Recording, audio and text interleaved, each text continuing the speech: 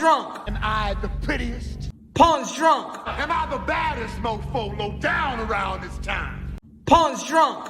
Well, who am I? Pawn's drunk. Who am I? Pawn's drunk. I can't hear you. Pawn's drunk. AKA Mr. Moo Woo Shot himself. Of Harlem.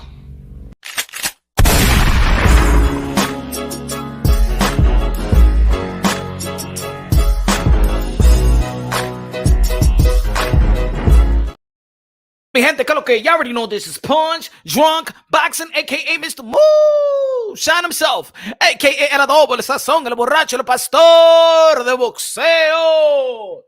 Que lo que mi gente, Good Friday, everybody, Good Friday, I say, everybody.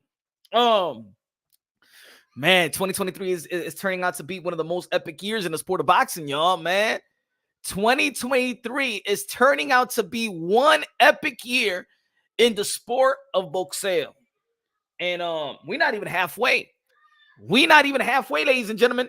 We did have David Benavidez versus Caleb Plant. We did have Tim Zhu versus Tony Harrison out there in Australia. We did have David the Dream Haney versus Vasily Lomachenko this past weekend. We did have Canelo Alvarez getting back inside the ring after having surgery versus John Ryder out there in Mexico. Homecoming fight. Canelo Alvarez, a.k.a. King Nelo, a.k.a. Cartelo, a.k.a. Cash Nelo, a.k.a. Payday, a.k.a. get the effort out of here, man. We had Gervonta Tank Davis out there in Washington, D.C. versus Hector Luis Garcia. We seen Demetrius Andre back doing business with PBC Al Heyman. We seen Boots. We seen Rashidi Ellis took that L. Man, boxing is good. Boxing is great. The ladies are doing their thing. We see Chantel Cameron versus Katie Taylor. Yo, boxing is lit. Boxing is lit. Thank you for Al Hamon. Okay? For the people out there always critiquing Al Heyman. Yo, Al Heyman ain't doing this. Al Heyman ain't doing that. You got to give credit where credit is due. Ryan Garcia versus Gervonta Tank Davis. Big event. Had all the eyeballs in the sport of boxing. Shout out to the fighter that has sustained the eyeballs in the sport of boxing. Captivate the imaginations and emotions of the boxing fans. And it's going to continue, ladies and gentlemen. We got Teofimo Lopez versus Josh Taylor, June 10th, Madison Square Garden. Big fight, huge fight, risky fight for both men. We got Stephen Fulton now. Oh, yeah, you know, the 3-division world champion. Bantamweight Undisputed facing the unified champion in Stephen Fulton. Yo, boxing is good, man. Rigo said best year of boxing in the 2000 decade. Hey, yo, we ain't even halfway, y'all. We ain't even halfway. Smash the like button. What's good? NE Boxing in the building. NE Boxing fan in the building. What's good, man? I know a couple of people off guard and stuff like that. You know, they enjoying their Friday. You know, let's chop it up just a little bit. You know what I'm saying? We seen Errol the True Spence going to be fighting Terence Crawford finally. Made, finally agreed upon, finally delivered. Shout out to Showtime. Shout out to Al Heyman. Shout out to CGB. Shout out to Man Down Promotion, pause. Man Down to Terence Crawford Promotion, pause. Man, we got even Adrian Broner back with Don King. We even got Don King back. And yo, boxing is so good right now that even Don King is appearing right now. That's how good boxing is right now. That even Don King said, man, I want a piece of this action. I want a piece of this, man. It feel like the good old days. Even Don King is back. Even El Don is back. Sheesh. Boxing, for me, boxing is ringing more bells than the UFC. That's for the past decade. Boxing is ringing more bells than the UFC lately. Boxing is ringing more bells than the UFC. Damn. We ain't even in the half a year. Let me see what you think it's gonna make. I know I'm a person, I really don't like talking about the pay-per-view buys and things of that nature, but this community like to talk about pay-per-view buys. A lot of people in this community like to have their hands in other people's pockets and shit like that. Sanchez in the building. What's good? M. Lopez in the building. Rigo in the building. What's good, man? What's good? Smash the like. I'll be honest. I already burned myself talking about Errol True Spence and Bud Crawford. So that's why let's talk about the promotion at least. You know, I mean, it's gonna be better if leading up to the fight and I do the technical breakdowns, physically do the technical breakdowns and stuff like that in a heavy bag, like I done with Lomachenko and Devin Haney or David Benavidez and Caitlin Plant. You know, that's what I'm gonna be doing more so than anything. I ain't gonna be this YouTube content creator that sit on their ass like the rest of them. You know, I'm gonna put in that work. I'm gonna sweat it out. I seen the interview. I seen a little promo of of Errol the True Spence and Bud Crawford. Y'all liked it? I mean, I'm happy that podcasts are into it. That first take, you know what I'm saying? Stephen A. Smith is First Take ESPN is the #1 sporting show of all of America. And to have Errol the True Spence and Bud Crawford in there is a good look. It's a good look for Errol Spence. It's a good look for Bud Crawford. It's a good look for boxing. And shout out to all the boxing content creators because we all gonna be busy. We're gonna be busy, y'all. We're gonna be busy. Shout out to Wood. Lara gonna be fighting this weekend. June is gonna be lit. Again, like I said, we do have also in July, we got Virgil Ortiz versus Stanionis. July is gonna be lit. July 8th, right? Stanionis versus Stanionis versus Virgil Ortiz. Virgil Ortiz coming back in the ring. They postponed the fight. He's coming right back. Stephen Fulton is going to be in the same week. Stephen Fulton, are going to be in the same week, just a couple of days apart. From Errol the True Spence versus Bud Crawford Undisputed. Bud Crawford has the opportunity to become a 2-division undisputed. No male in the sport of boxing has ever done that. A female, yes, but a male has never done that in 100+ year sport. Queensberry rules have not become 2-division world champion. Bud Crawford has an opportunity to do that. He has an opportunity to do that. As a matter of fact, I'm actually rooting for that more so than anything. You know what I'm saying? I don't got no horse in the race. That's #1. I don't got no horse in the race. I respect Bud Crawford. I respect Errol the True Spence, even though they frustrated the boxing fans and things of that nature. The last time we seen them chop it up was 2018 when they was there and they were just chopping it up. And even Bob Arum was right there. You know what I'm saying? So Bud Crawford been chasing these guys for a while. And at least I would have liked to see a little bit of that energy in today's interview that they had with Stephen A. Smith. Triple X in the building. What's good, man? Gracias por los 5 pesos de super chari party K. What's good? Errol gonna pull out 2 weeks out the fight with an eye injury. Ouch. With a car accident. They gonna swap in Ugas or Thurman. Scripted. Ooh. Man, that's going to be a low blow right there for the boxing fans, man. Dan Triple X, man, you still not positive. I know that they've been frustrating us for a long time, but damn, you ain't gonna be positive about this fight that's gonna be delivered, huh? You don't think that Errol True Spence and Bud Crawford are gonna cross the finish line? You don't think so, Triple X? Damn, man, come on, at least been a little bit optimistic. You know, we've been pessimistic for a long time, but at least they both signed on the dotted line, probably signed the proposal. Sign up the proposal, sign the term. You know what I'm saying? T-Mobile Arena, Las Vegas. This should have been a stadium fight for real, man.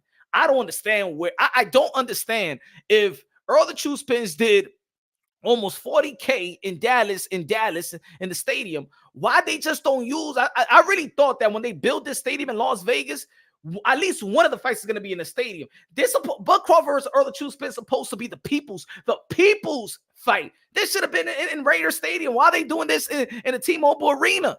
Why they did Ryan Garcia versus Gervonta Tan Davis in the T-Mobile Arena? They could have done this in Raider Stadium, man. Raider Stadium, man. Damn. Good looking out, Triple X, man. We gotta be more optimistic about these things. Lalo in the building. What's good, man? Gotta be more optimistic about these things, man. Good looking out with a super chat. Appreciate you, man. Friday, la ofrenda.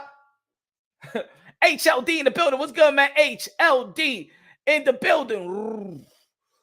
Cesar in the building. What's good, man? Cesar. I was good, HLD. Cesar in the building. What's good, man? Stop boxing knowledge. The voice of the UK, London, bro. Leonardo Rodriguez in the building. Dímelo, mi hermano, que lo que.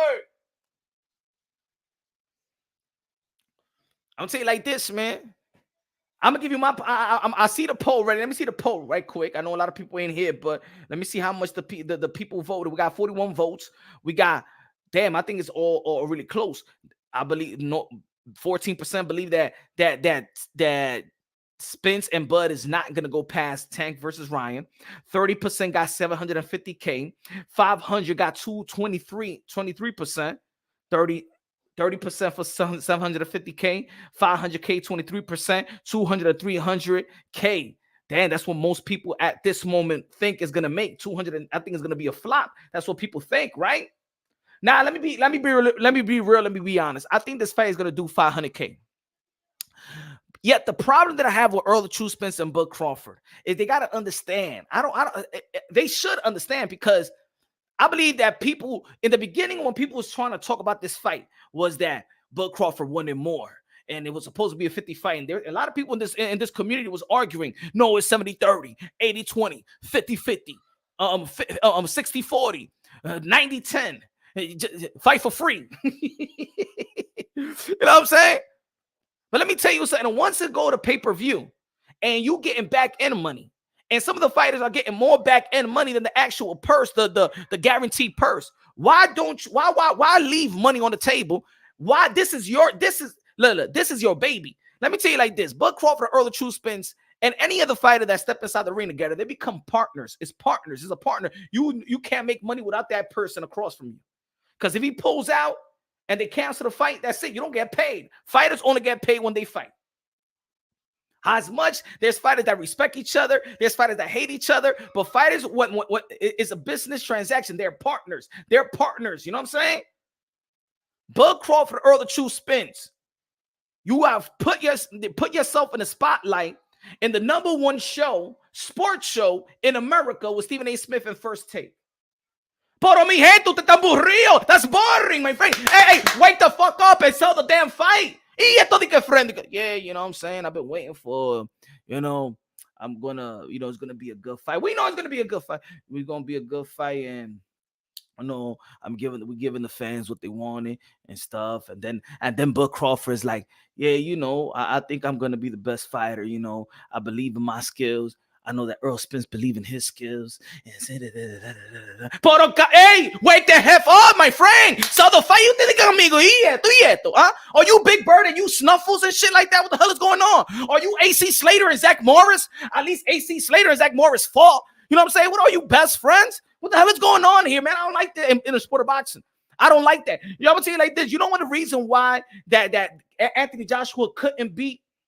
You know why Anthony Joshua couldn't beat Alexander Usyk? Because Alexander Usyk made him his friend, made him believe like his friend. Let's take a selfie. And here comes AJ taking a selfie.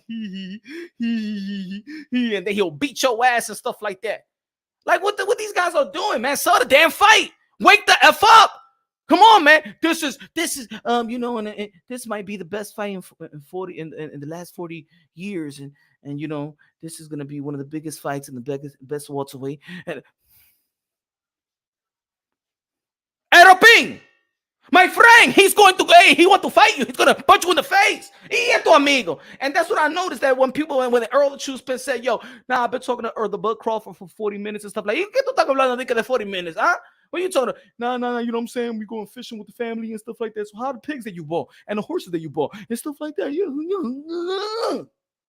Sell the fight. You don't see that a lot of people over here talking about the fight. People killing each other. People debating each other, arguing each other, threatening each other in the YTBC. And y'all gonna be like on some friend shit. Like, I'm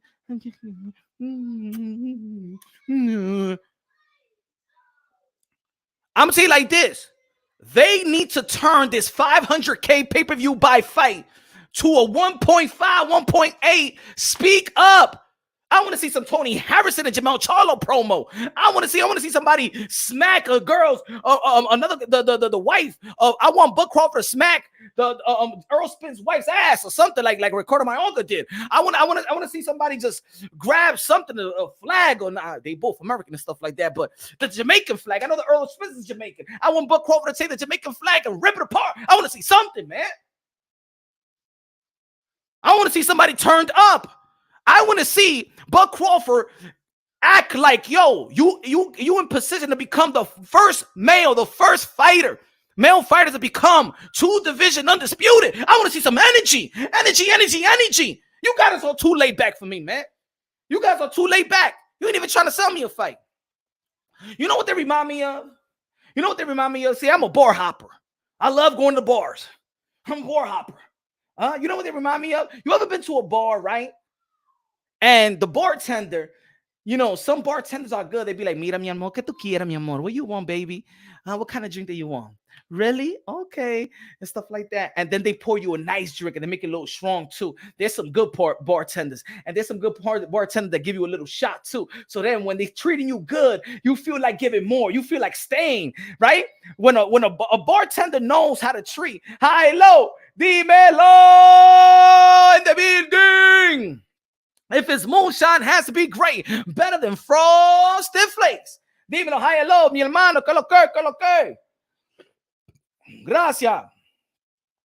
Lalo Roman said, Doug Ford acting too friendly. Errol needs to slap him over. They both need to slap each other up. I need to slap each other. Hey, yo, para de piensen ustedes. Hey, this is fight right here. This is the biggest fight. Y ustedes están ahí like, yes.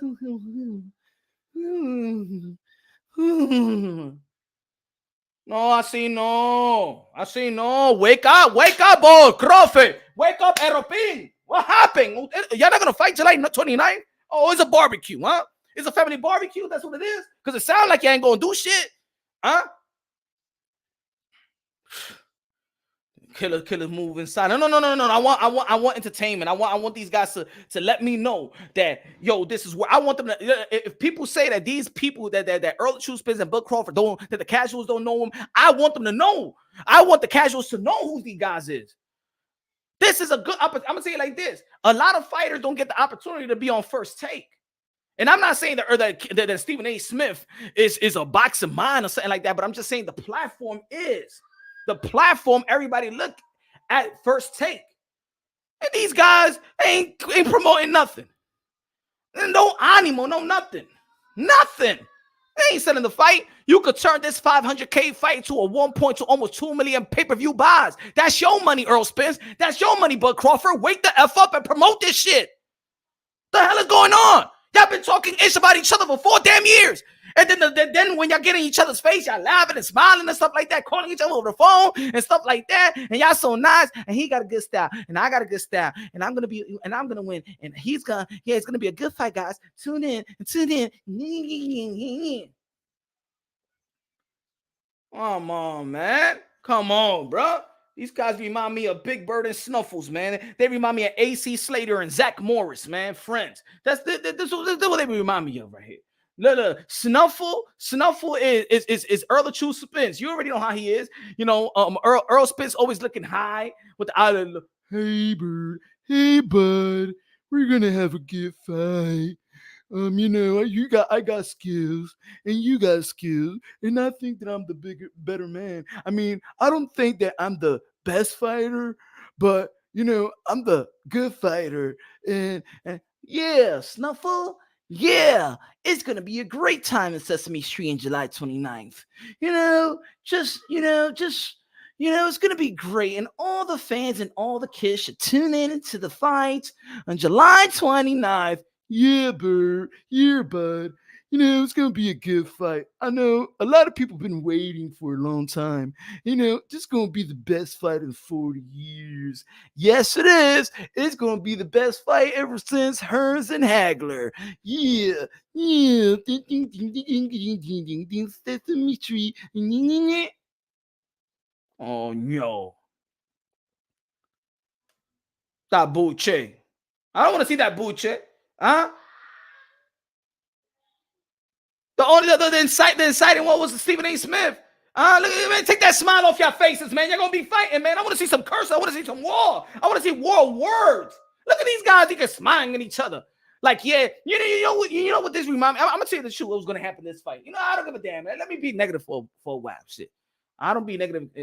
You know what this remind me of, folks? I gotta be honest, man. I gotta be honest, bro. You know what?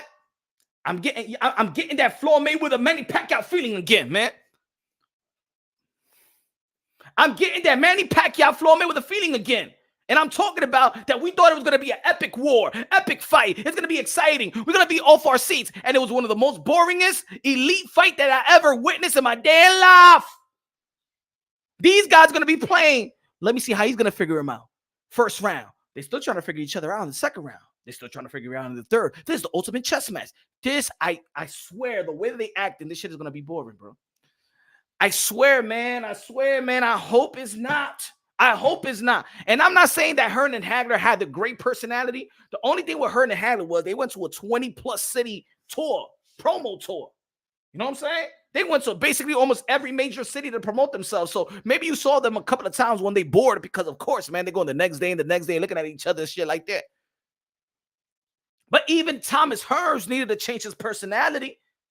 Even Thomas Hearns didn't say, even the way that he looked at him, you know what I'm saying? Is the way they was looking at each other and shit like that. We know, anyway, Marvin Hagler wasn't smiling and shit like that. Like these dudes, these dudes are happy they got the bag. They are happy they got the bag. They won. That's what it is. I'm telling y'all. They calling each other on the phone and be like, yeah. You know what I'm saying? No. I don't want to see that good friends. If y'all want to be friends, I don't want to see the fight. Nah. I'm telling y'all, these guys are friends, man. Friends forever until we meet again. I'm talking about friends forever. That's how they acted, man. They acted like AC Slater and Zach Morris. I want to see some energy, bro. I want to see like, yo, I'm going to whoop your ass. I want to see that energy. Give me at least half of the energy when y'all met each other in 2018. Remember when Buck Crawford was saying, you're going to feel that.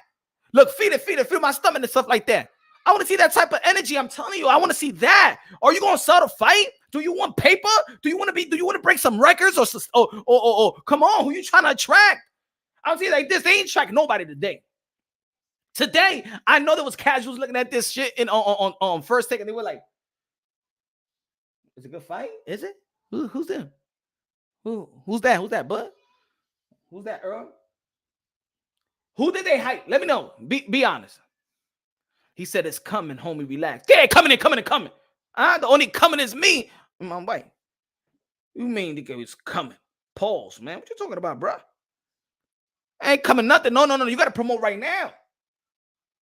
They're going to be fighting on July 29th, not September 29th. Promote that shit now. Get me excited. Get the people excited. We've been talking about these dudes for a long time. They ain't even giving no content today. What's the content today? What's the content today? Come on, man. Trust me, man. They ain't giving us anything like, woo! Yo, even a push from Devin the Dream Haney, probably, it wasn't sold out on Thursday, but on Wednesday, Devin Haney gave a push and ignited some type of emotions to the boxing world. Ooh, do something. I think these guys ain't going to push each other either. I want to see some energy, bro. I want to see some energy, man. That's all, man. I want to see some energy. Tell me. They all friends. Tell me that y'all really want it. That y'all undefeated. And this man is trying to take your, this man right here is trying to hurt you, bro. Bud, he's trying to hurt you. Spence, he's trying to hurt you. You like this guy? You ain't supposed to like this guy. Do you know that they've been dissing you, Bud Crawford? They've been dissing your whole career. Yeah, you're a 3-division world champion. They call you that you have the weakest resume of all the elite fighters. That don't say nothing to you. It's this guy. They shaming you with Errol the True Spence. They shaming everything that you have done because of Errol the True Spence. They call you got a weak ass undisputed 140. Even Daddy Swift Garcia got a better resume at 140 than you. Everybody dissing your ass, dissing you, playing down, devaluing your ass, and you gonna keep it and kick it with this guy, And they shaming you through him. Hey, yo, Showtime, hire me, man. Hire me. You Showtime, you DAZN folks, you ESPN, hire boxing people like myself. Let me interview Bud Crawford or Errol True Spence. Hey, yo, Bud. They say you ain't earned nothing. You know what I'm saying? They say you ain't earned nothing, Bud. You know what I'm saying? He's saying that look at his girl, look at your girl and stuff like that. He said, "Well, all that money, why you still got Andre the Giant?" Huh? That's what he said. Hey, yo, what you talking about my wife? That's what he said. He said that your wife looked like the black Andre the Giant. I don't know. That's what he's saying. You gotta let him know. Huh? I'm not saying, hey, promote the fight. Huh? Tell him that Errol True Spin said, and you already know that Errol True Spin got a form, right? And you know what he told me? You know what he told me, bud? He told me that he bought a new pig, and that pig looked like your baby mama. That's what he said. That's what he said. That's what he said. I don't know. That's what he said. What you got to say about that, bud?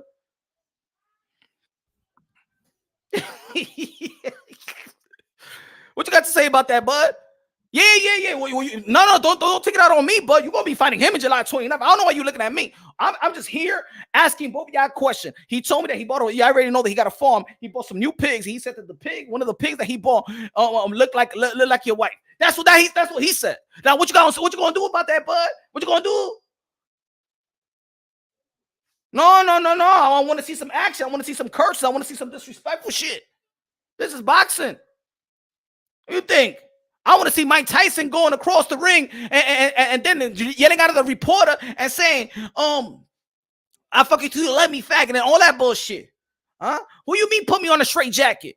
Yeah, I want the boxing world to be like, hey, yo, Errol True Spence is crazy. After the car accident, the dude's going berserk. I want to see some craziness. I want to see some curses. I want to see the disrespectful shit. This is boxing. I don't even see no friends. I want to see no friends. We got enough of that. We got enough humble cats. As a matter of fact, before since the fight is like what 8 weeks out, 8 weeks out, give Errol Spence a shot. Because I know when he get going, he gonna run his mouth all day long. Hey yo, I want Errol True Spence to do an interview. I want Errol Spence to do an interview, at least happy, tipsy, or something like that. Because then we're gonna get some interviews around here. Then we're gonna get some answers. Then we're gonna get some content. Huh?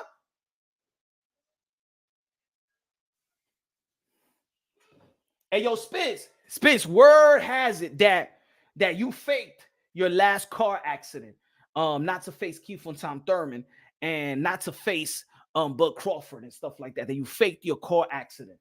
Is it true? That's what Bud said.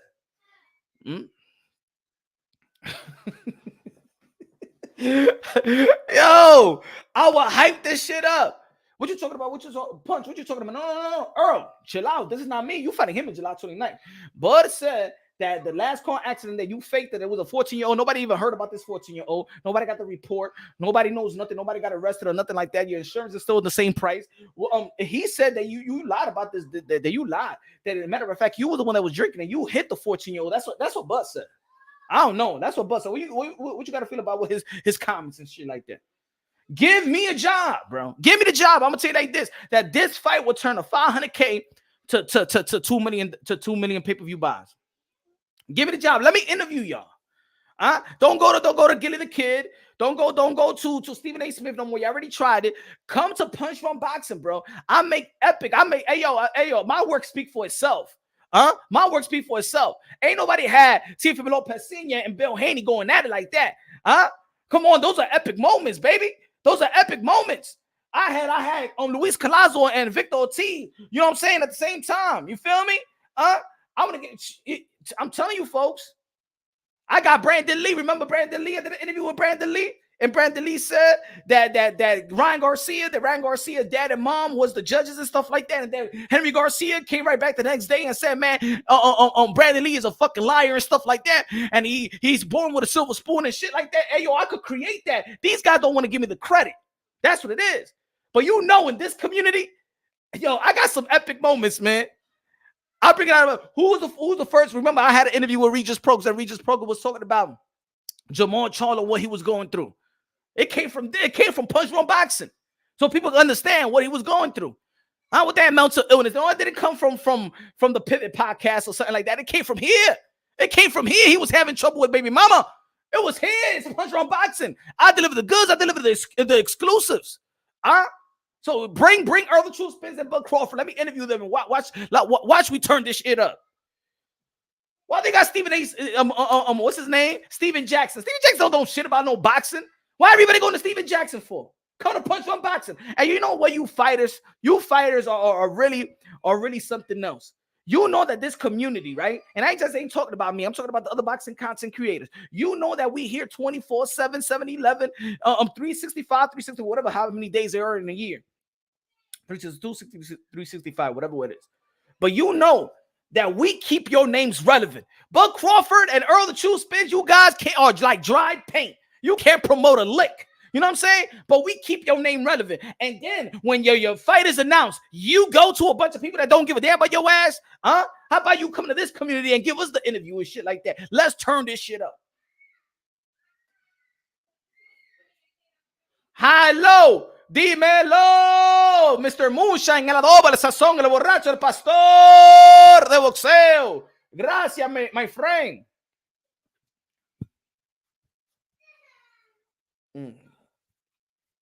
Give me a second. ¿Verdad, mi gente? No. I don't want to see Snuffle and Big Bird no more. I want to see war. I want to see war.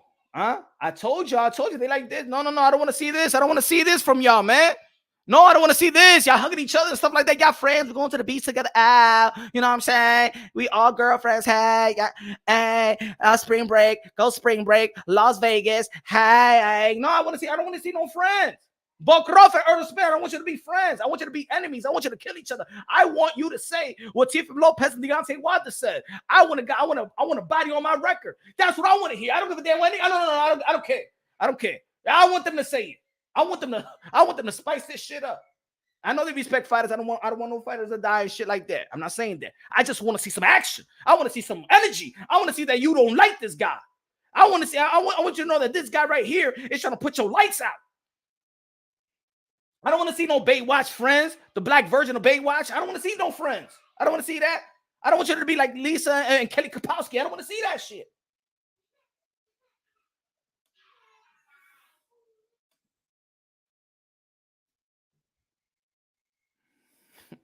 Are y'all with me or not?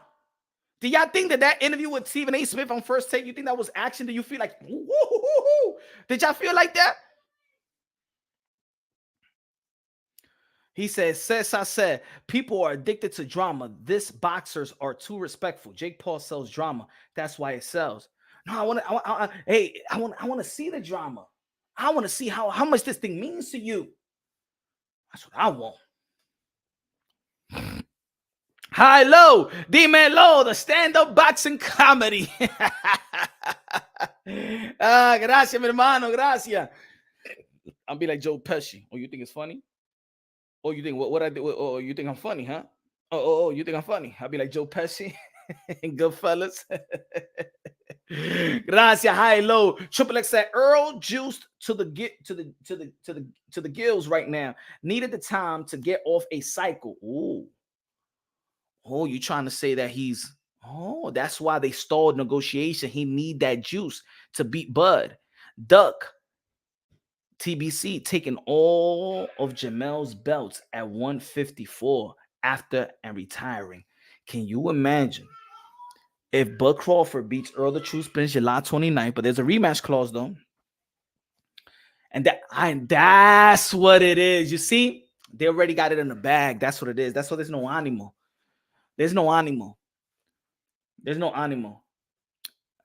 I don't like rematch clause. Rematch clause should be there because both of these guys are undefeated, right? But that also contradicts when fighters say, I don't look past my opponent. You may not look past your opponent, but you may be looking past your fight, not giving your all, knowing that you got another heavy bag next fight. You know what I'm saying? Maybe I don't know how competitive this guy. I'm gonna tell you like this though. What we have learned from Bud Crawford. Good looking out, Triple X, man. Appreciate you. What we have learned. Yeah, Charlo Harrison did it better. Yeah. What we have learned about Bud Crawford, Errol the True Spence. This is why I got Bud Crawford. But I'm saying it's gonna be tough. It's a 50-50 fight. Anybody could win this fight. But the reason why I got Bud Crawford is just not only the skills, not only because he got the variety of skill set in which you could adjust. First, Errol the True Spence have not fought a southpaw in Van Heerden, right? right? The last time that Earl the True Spence fight somebody that can mirror him, another southpaw, was Van Heerden. So Bud Crawford, he's orthodox, could switch for southpaw. He could show you some different looks. And Earl the True Spence haven't seen that look since when? Well, he fought Van Heerden, 2015, something like that, right? So he hasn't fought somebody that a southpaw like that in a while, and he's a southpaw himself. So he haven't fought nobody to mirror him in a long time.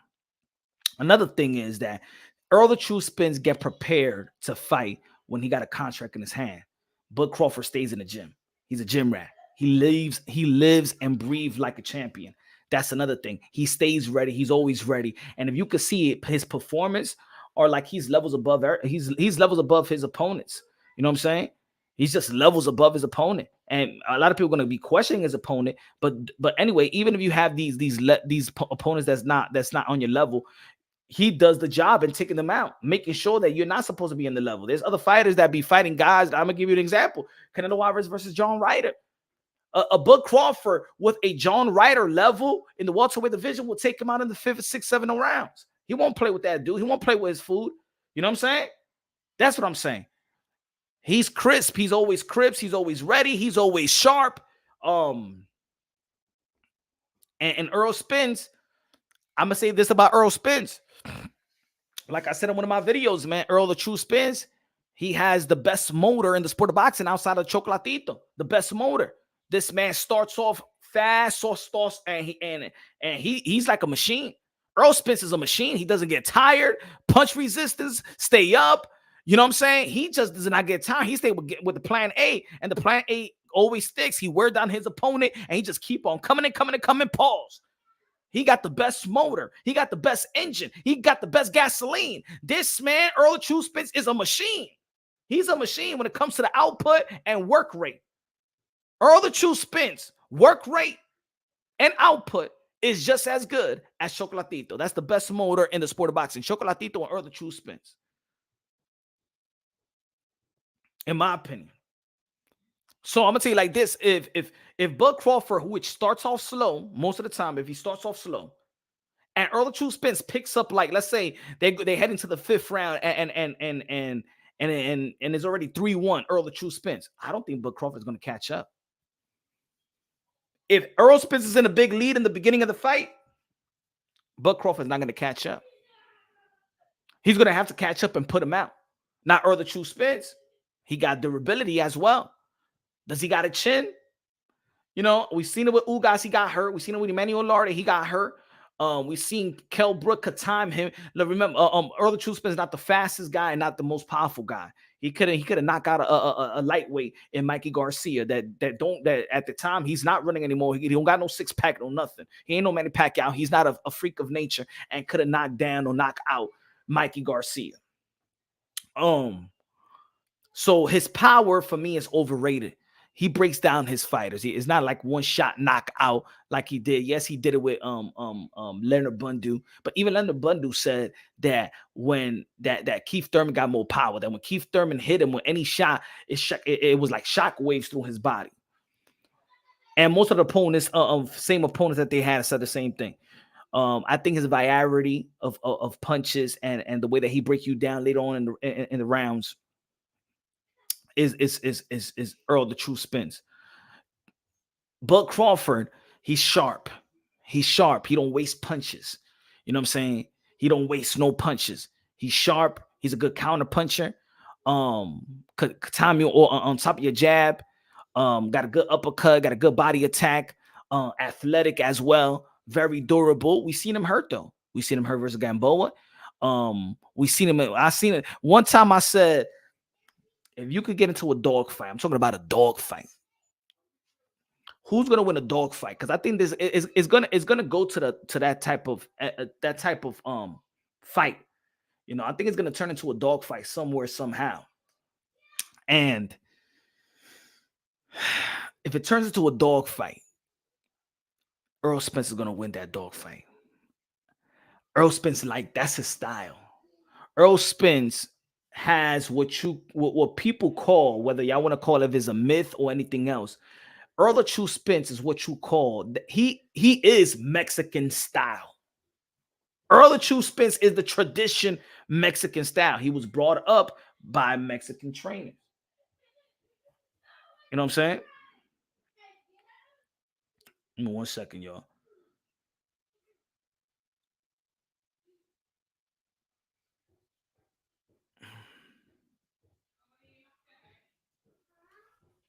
He is Mexican style. You know what I'm saying? But Bud, see, that's what it is. That's why this is a tricky fight. And Bud has all the tools. Bud is the most complete fighter in the sport of boxing. So whatever Errol Spence does, I believe that Bud Crawford could adjust to. So for me, it's going to turn into, I believe that nobody can outwork Errol Spence. I don't think Bud Crawford can.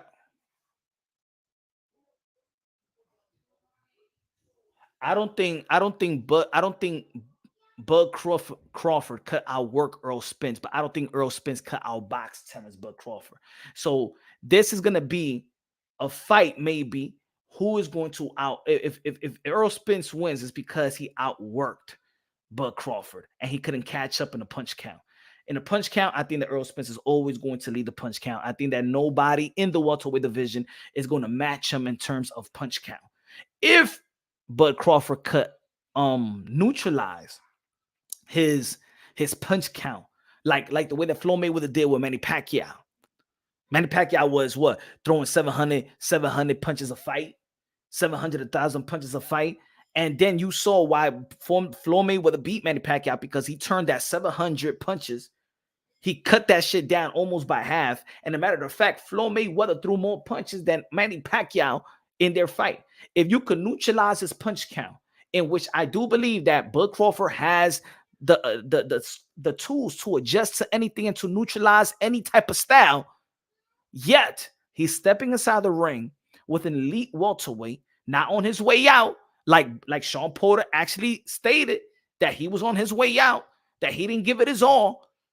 Bud Crawford hasn't faced the best welterweights, so he's facing a different type of animal. He is facing the biggest welterweight. He is facing the most accomplished welterweight of this era. He is facing a undefeated champion. He is facing a dog. He is facing an Olympian. Let's not also forget about that. That Errol Spence is an Olympian. That means that Errol Spence also went and have seen a lot of styles. So it's going to be a tough fight. It's going to be a tough fight, you know. But in terms of promoting this fight and how big this fight can be, you know, I want them to promote it better than this. I want them to promote it better than this, because the thing is with me is, like, we in this community, we've been talking about this fight for so long, and especially last year. I think we turned it up and talking about this fight, that it took a lot. It popped the air balloon, man. It gave the boxing world blue balls and shit like that. You know what I'm saying? Like it was, even when they announced the fight before Bud and PBC and everybody else announced it, when Mike Coppinger put out the report, people was like, okay. Like, nobody was hyped. Nobody was optimistic about it, because we've been just talking about the sources and reports for a long time. Leonardo Rodriguez said Errol flat-footed and just moves forward. Bud's lateral movement and pace was slow. Errol Spence to a punching bag by the 7th round. If he could do that, like I said, Leonardo, I agree that Bud Crawford has the ability to neutralize it, to neutralize his output, to neutralize. He don't even got. He is flat-footed. And I'm gonna say it like this: Ugas hurt. Like, I hear people saying, "Oh no, that's because his mouthpiece dropped." No. If you look at Ugas versus Errol Spence, and you look at 10 minutes before he hit him with that right hand so he could drop his guard, he already was hurt before that. If y'all go watch the fight again, Errol Spence was already hurt before Ugas landed another punch, and then the mouth guard came out. You know what I'm saying?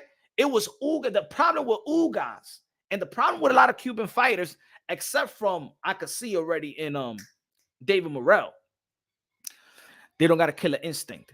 And the reason why they don't got a killer instinct like that is because they're brought up not sparring. They do light sparring. They do light touches. They don't do like hard sparring. You know, in the Cuban dungeon, they that's not their style to go out there and do hard sparring. So that's the reason why I believe with Ugas, he just couldn't turn it up. He's not supposed to listen to the ref. You know what I'm saying? He ain't turn it up. You had him hurt. You got to go seek it. Got to kill it. You got to go after it. And Ugas did it. You know what I'm saying? He let it breathe. Guts, con los 5 pesos, mi hermano. La ofrendita del pastor. Gracias. Alabaré. Alabaré a mi Señor. Gracias, mi hermano. Out of subject, but can't wait for T.O. versus Taylor. It's sad that no one is talking about it. And Top Rank is not even promoting it enough. You know what, Guts? You know what this is reminding me of? I feel like that fight might not even happen. I feel like somebody's going to pull out from that fight. I don't even know why. It's very strange. Top Rank, ESPN, not promoting this fight?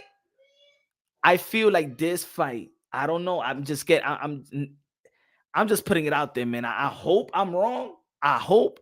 I'm not saying that I'm right or wrong, whatever, but it seems like something is not gonna happen, bro.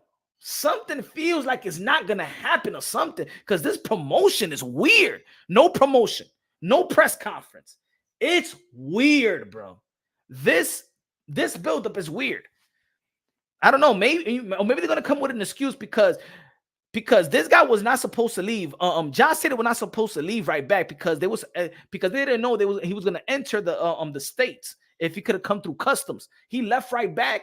I think they're gonna come to an excuse that he couldn't return to the U.S. I think there's gonna be an excuse. Mark my words. I'm gonna say it right now because I don't feel the promotion to this fight. It's kind of weird. If this fight doesn't happen, an excuse of Josh Taylor wasn't able to enter America. Watch. I'm saying it right now. Look, if there comes to this excuse that the promotion is weak, I don't understand it. It's weird. It is weird. I agree with you, Guts. I agree with you, brother. Rapstar Boxing Knowledge, the voice of the UK, London, bruv. What's going on, bruv? What's happening to the boxing people? They're all hyped up, yeah? Are they all ready for this weekend, yeah? Are we all ready? Mauricio Lara lost the fucking belts on the scales first time round. I mean, hey, listen, Lara's unprofessional there, bro. I mean, he's got God-given opportunities, came over there and, changed the apple cart, beat Josh Warrington, and, Lara's not showing professionalism, huh? And now he's got a fight with Lee Woods. We got Michael Conlon versus Lopez Punch. Oh my gosh. This weekend is we got boxing. That's the main thing. The small guys are right. You know what I mean? Mm-hmm. Hi, low. Let me get the super chat. Hi, low. Demon low, Mr. Moonshine, the stand-up comedy, boxing comedy. Funny how. I don't know how you tell the story. Come on. I was just saying. Good looking now. Hi, low. Demon low. Con los 5 pesos, super chari party K. So what you're saying, rap? Man, you I was just checking out. Somewhere else. I was just checking. No, sorry, I didn't know. I just came in like that. I was just checking the weigh-in of the fights this weekend. But tell me what we're talking about. Errol Spence and Terence Crawford. Well, let me you see the interview, them chopping it up. You know what I'm saying with Stephen A. Smith, ESPN First Take. Did that hype you up? Put it this way, because for us hardcore boxing fans, yes, this fight is good. It's hype us up. Yeah, it probably could sell itself. Did this fight sold to the casual? Did it sell to anybody else? If you was, hey yo, this is the fight that is the biggest fight in the sport of boxing, but Crawford Errol Spence, and you was with a buddy that did they sell this fight? I just feel like both guys are not they're not salesmen, right? They can't fake it like that either. They're just who they are. And I feel that that's a blessing and a curse, because you at least know who they really are, right? But at the same time, it don't help the viewership around to get the casuals involved, because you need a bit of banter. You need someone saying, yo, man, I'm going to beat the fuck out of this guy. Stephen A. Smith, fuck this guy. He thinks he's it. I'm gonna show you, Stephen, that I'm that guy. I'm gonna show Crawford, or Crawford should be saying, "Yo, man, Errol Spence ain't that guy, bro." And you know they don't want to get each other out of comfort zone because they speak so much behind the scenes, right? I think that's what it is. They're friends. That's what I think. They're just Well, friends. you know, they got a bit of respect for each other, but that shit needs to go out the window because what we need to see is, you know, a bit of not bad blood, but we need to see some fire. We need to see somebody get a little bit angry now, you know?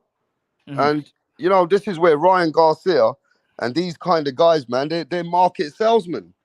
They know how to sell fights. Even Teofimo Lopez, he got a mouth on him. You know, they know how to, even if you don't like them, you like them, whatever they say, everybody's talking about it. Right? These guys are too cordial. They got, I'm not saying they got egos. Yeah, they have got egos. Actually, no, they have got egos. And it's just, now they made the fight.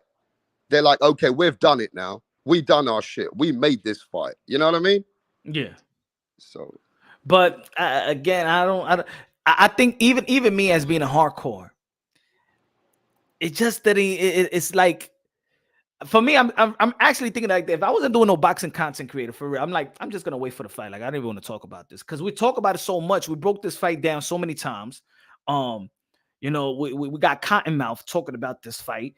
We did it this past year from the summer that we really thought that was going to happen. We've been doing it since during the pandemic. We've been talking about this fight so much and break this fight down so much. At this point, I wanted something new. I want to like reamp my energy. Like, give me something to work with now. Give me something to work with. Like, I can't be more hyped than Errol Spence. I don't want to be more hyped than Bud. I want to give me that same energy when y'all saw each other. Like that was good energy. See, it's like you just said that's not them. Nah. We seen Bud Crawford when he's playing basketball with his people's Andre Ward, how he was with Earl the True Spence. We seen that energy. We see Earl the True Spence when he's with Broner. We see him when he's with the rappers. I don't want him to kiss Bud Crawford, but anyway, like that. But I'm just saying.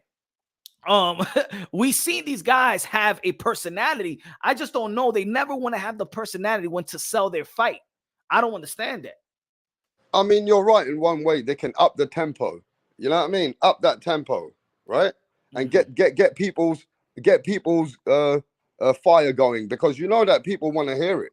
People want to see these guys really do, you know, try and not downgrade one another, but somebody got to show somebody mentally that this shit is what it is.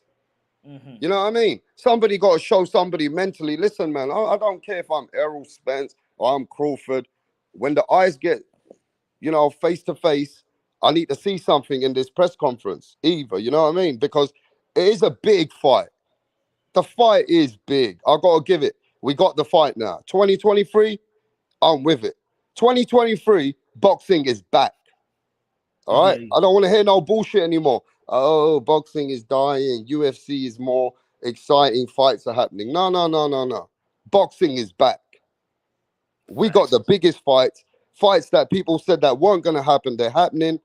But the one thing I'm a bit disappointed about is what the fuck's going on with Josh Taylor versus Teofimo Lopez. Weird, bro. It's weird. Hold on, let me get the super chat. Leonardo Rodriguez said, go back and watch Ugas versus EJ. Ugas hurts him to the body, and when he was so-called lost the mouthpiece, people saying Bud don't got power to hurt EJ are crazy. Facts, man. Bud is a different type of animal. He smells like you hurt. He smells like you blood. He's gonna take you out. He got 100 knockout ratio in the welterweight division, man. He a killer. Agree with you, Leonardo Rodriguez. Looking out with the super chat. I'm gonna tell you, it's like I just said before you got on, Rapstar. Something is weird with this, man. It's weird. I never seen a big fight like that not promoted. I haven't seen a big fight like this not even a press conference. It's weird. I feel like they're going to use some type of excuse. How many weeks out? 2 weeks out. It's weird, bro. It seems like this fight is not even gonna happen. I don't know why. I didn't see no promo throughout the Haney versus Loma. I didn't see the promo. Again, no press conference, no buzz. We're 2 weeks out. This is the last week. Matter of fact, this is the last week. This is the last week that's coming up, and then they go to media week. I don't know. It's fishy, very fishy. What you think?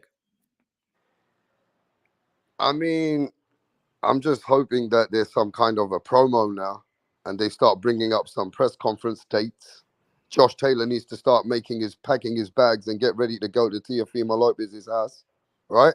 Things need to start building up now because this fight's coming in no time. And Lomachenko, Devin Haney, they were pushing that. Lomachenko, Devin Haney, there was at least clips going on. Where's the story, bro? I want to see the story part 1. I want to see part 2. Where are these stories yet? Yeah, right? like What the fuck's going on? Do they have all access or anything like that? Do they have that on Top Rank? No, right? That's what I'm saying. Do they have the blood, sweat, and tears? That's what I'm saying. Well, I need to start seeing that. When's that boiling up? When's that started? Because you know Teofimo Lopez's camp. Have they started doing any videos or any clips? Or you're not in that right now? You're not talking to them about that? I mean, nothing that I don't think they both promoting it like that. Like I think I seen more I think I've seen Josh Taylor do more interviews than anything else. Anyway, get the super chat. We move on. Triple X said, "Yo, get Errol some proper 12. Lopez getting stopped." I don't know about that, but I want Errol to choose Spence to get some proper 12. Give him a shot. Give him a shot before interview and watch it spark up. Good looking out Triple X. Good looking out Triple X. Yeah, it's gonna be a tough fight for both of these guys, man. Leonardo Rodriguez said they blackballing Tio for the black fighter comment. You know they're on the woke trip at ESPN. Maybe because of that. Maybe. Damn, Leonardo Rodriguez, you gonna blame it on this platform? You gonna blame it on me? Damn, you gonna blame it on the interview that he had with me? I don't think but see, Teofimo Lopez fucked up a little bit on your channel. And I'm going to say it's been a long time. Me and you never spoke about this, yeah? And I really do appreciate a channel like yours to get content that you can get from a fighter that doesn't really happen. Like with, when people are comfortable with the host, right? Uh-huh. But Teofimo Lopez saying, that's my last fight on ESPN. I don't need them, right? Mm-hmm. That, to me, ain't going to be good for him until he works out a deal with them going forward or whatever's going on behind the scenes. After that, we don't know. But what I do know is that's not looking good for him and in that brand of ESPN. And Josh Taylor, like he already said, he's already getting his payday. He's getting his money like he got with Jose Ramirez, like he got his couple of million. He's getting his few million, right? Mm-hmm. So for Josh Taylor, it's like, okay, if Tio can't sell it more, then it is what it is, right? Because he's still going to get his money, but this is bad for Tio. Because Josh Taylor's going to come back anyway, right? Mm-hmm. Teofimo Lopez being the market value for ESPN, Bob Arum, after what you said on your channel, and now I'm going to say this, if this was the play out, even before he said what he said, and Top Rank and ESPN were not going to push him or not going to sell his story or make it into a big attraction for him. If that was the plan for ESPN and Top Rank, then it hasn't affected him. Or it has affected him. And ESPN, after your interview on Punch Drunk Boxing, you already know, and I know executives have saw it and everybody saw it. And you know that Bob Arum has seen that interview behind the scenes, right? Yeah, he heard it. He's seen it. Right. Either he's seen or he heard it, but I know he I answered know, to it, so he knows. I know ESPN, somebody in there must have said, hey, yo, that interview Teofimo did with Punch Drunk, right? We got to not talk about this shit. Stop allowing media to talk about it in our platform. I mean, even on Top Rank Twitter, they're only retweeting things that Josh Taylor is putting up. They have another Josh Taylor retweet. I haven't seen them retweet or even talk about Tio. Everything is about what Josh Taylor has put, and it's not even like if anybody goes to Top Rank Twitter, they have more Josh Taylor and Xander Zayas than even Teofimo. It's weird. So when's the fight day again? June 10th. June the 10th, right? Yep. That's not even couple of weeks, yeah? That's 2 weeks. Right. And this fight should be right now. The story should have started with the episode 1. going into the episode 2 in the next week. There should be some kind of promotion leading up to this fight. I've heard Josh Taylor speaking on a couple of channels while he's getting his bag packed. And he just said, you know, just a few things he was saying that, look, Teofimo Lopez is a good fighter, but now it comes to the mental zone. It's not about how much I've trained. He goes, I know where I am now. And he goes, he's probably trained his hardest. But Josh Taylor believes his mental attributes of his mentalness in this fight is too much for somebody like Teofimo Lopez, and it's going to show in the fight. Now, that's Josh Taylor. He's happy. He's ready to come over. But like you said, it doesn't look that big. The fight's not getting sold at the moment. It's not. And it's weird, though. It's weird that this fight, if you think about any top rank fight, other than what we saw this past weekend, what's the biggest fight? In-house. This is an in-house fight. Yeah, this is a massive fight. This are two guys that's billed, especially Teofimo Lopez. He was billed by Top Rank. He is like Lomachenko, billed by Top Rank. Yeah. But even if Teofimo Lopez said what he said, it does a disservice to them as a company not to promote it. You know what I'm saying? It's a big disservice as well. But I believe it ain't that. I think once they start getting the promo going, I believe all the boxers start speaking about it. And you got to start giving the credit for credit where it's due. And then you start hearing the name of Teofimo Lopez and Josh Taylor. Once I think it starts to, we start to see these press conferences. I think maybe also because it's in a 5,000 seat theater, you don't gotta overdo and spend. You don't gotta spend millions to sell a 5,000 seat venue. You don't have to sell and put millions on something that's not gonna be on pay-per-view. You're not selling it on pay-per-view. There's gonna be free TV. So I think that they put so much money on Haney and Loma. They don't have to do it with Taylor and Tio. And not to forget, and it could make sense. They don't need to go. Maybe they feel like that they was not gonna promote this, and they figured that Teofimo Lopez know how to promote himself and always gonna be out there and promoting. And then Teofimo Lopez have said, I'm not gonna do no interviews. I ain't gonna promote this shit. Yeah, I'm not gonna be on pay-per-view. I don't gotta promote it. Let ESPN do all the work. Maybe I don't know. Maybe they the camera crew will come, and probably Teofimo saying, no, I don't want no camera crew on my training camp. Yeah, I got something to say about that, but get the super chat. Leonardo Rodriguez said, mark my words, ESPN would not let Tio win if it goes to a decision. He has to stop Taylor. ESPN can't have someone they can't call racist represent them. Yeah, but we also know the business of boxing. We don't even know that if he might re-sign another contract with them in the next few days. We don't know. See, but but I say the issue. We don't know what could happen, right? I say one thing. I think when maybe he meant Top Rank, but when he said what he said ESPN. That's what I said. What did I say? The thing that he said wrong is he used ESPN's name on your channel like that. He went at them. You understand? And at the end of the day, like you said, it might get misinterpreted more. But let me just say this.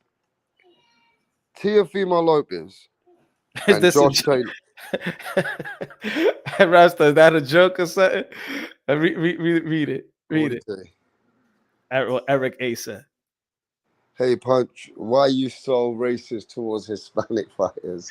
You only back up black fighters. I don't know, man. That's your channel and your people here, bro. I don't know what he's saying, bro. I mean, what's he trying to say to you? He's probably hurt about Andre. You know what I mean? Oh, they heard about Andre? Yeah, maybe about Boo Boo Andre, bro. You know what I mean? Problem with Boo Boo Andre, yeah, Punch. I got a lot of respect for Andre, what he's done in this whole boxing circuit. But I come from a boxing background, so I have a different outlook. But see, today's fans, they don't like Andre, some of them. They feel like it's a disrespect to Canelo Alvarez when you give Andre his props. Why are you laughing, bro? I'm telling you, just a normal conversation, bro. Good. It's a normal conversation between me and you. Even if this chat weren't here, I would just say to you, Punch, Andre's, he's a good fighter. But when you talk highly of him, Canelo fans don't like you. You know what they're saying in their houses or in their phones or in their computers? They're saying, fuck Punch Drunk Boxer. Yeah, that's what they say. Fuck Punch Drunk Boxer. But then they'll be like, yo, Punch, I hate them other channels, man. You unbiased. As soon as I give them some unbiased content, oh, come on, Punch. Come on, you know that. They didn't want unbiased. They just want me to just stay with Canelo all day. That's what they want. Shit. No, but let's get back to where we were, yeah? You know, common sense says, right, Bob Arum, he got his own business with ESPN, right? Mm-hmm. He got to provide, I think last time I spoke to you, or was it Rick Glaze? I can't remember, but somebody had told me that there's a certain amount of slots that Bob Arum has to cover for ESPN, right? And if Bob Arum's got pay-per-views or he's got certain things that he has to provide and show that he's doing 3 pay-per-views or 4 pay-per-views or the rest of them are big attractions, world title fights, Bob Arum, with the budget he gets, whether it's 100 million or 200, whatever it is, right? Mm-hmm. We don't know. I'm just making numbers out of my ass for that. But I'm just giving you an example that slot they got for Tio and Josh, Bob Arum's doing his job for ESPN, though. Does that make sense? Mm-hmm. Now, he don't need to sell it, like you said, because it's not no pay-per-view. He's provided them the slot of the world title fight against Josh and Tio. Now it's up to ESPN if they want to push it more. Right? So this is the budget that they got. It's up to them if they want to spend more money on the fight to show that it's a bigger attraction. But right now, they ain't spending shit. Exactly. So they depend. It seems like they're depending on Tio more so to promote it, but he's not promoting it. Fucking, he's like, hey, look at this guy, train. Joey. Hey, look, this Joey guy says Punch loves Andre. Look, they just love to make comments like that. Shout out to Joey. You've caused the Andre mania. You've caused the Andre storm. Man, man. Keep on talking about it, man. Y'all gotta cut. Let's go, Boo Boo Andre. Let's go, baby. Let's go, Canelo. You got no opponent. Right now.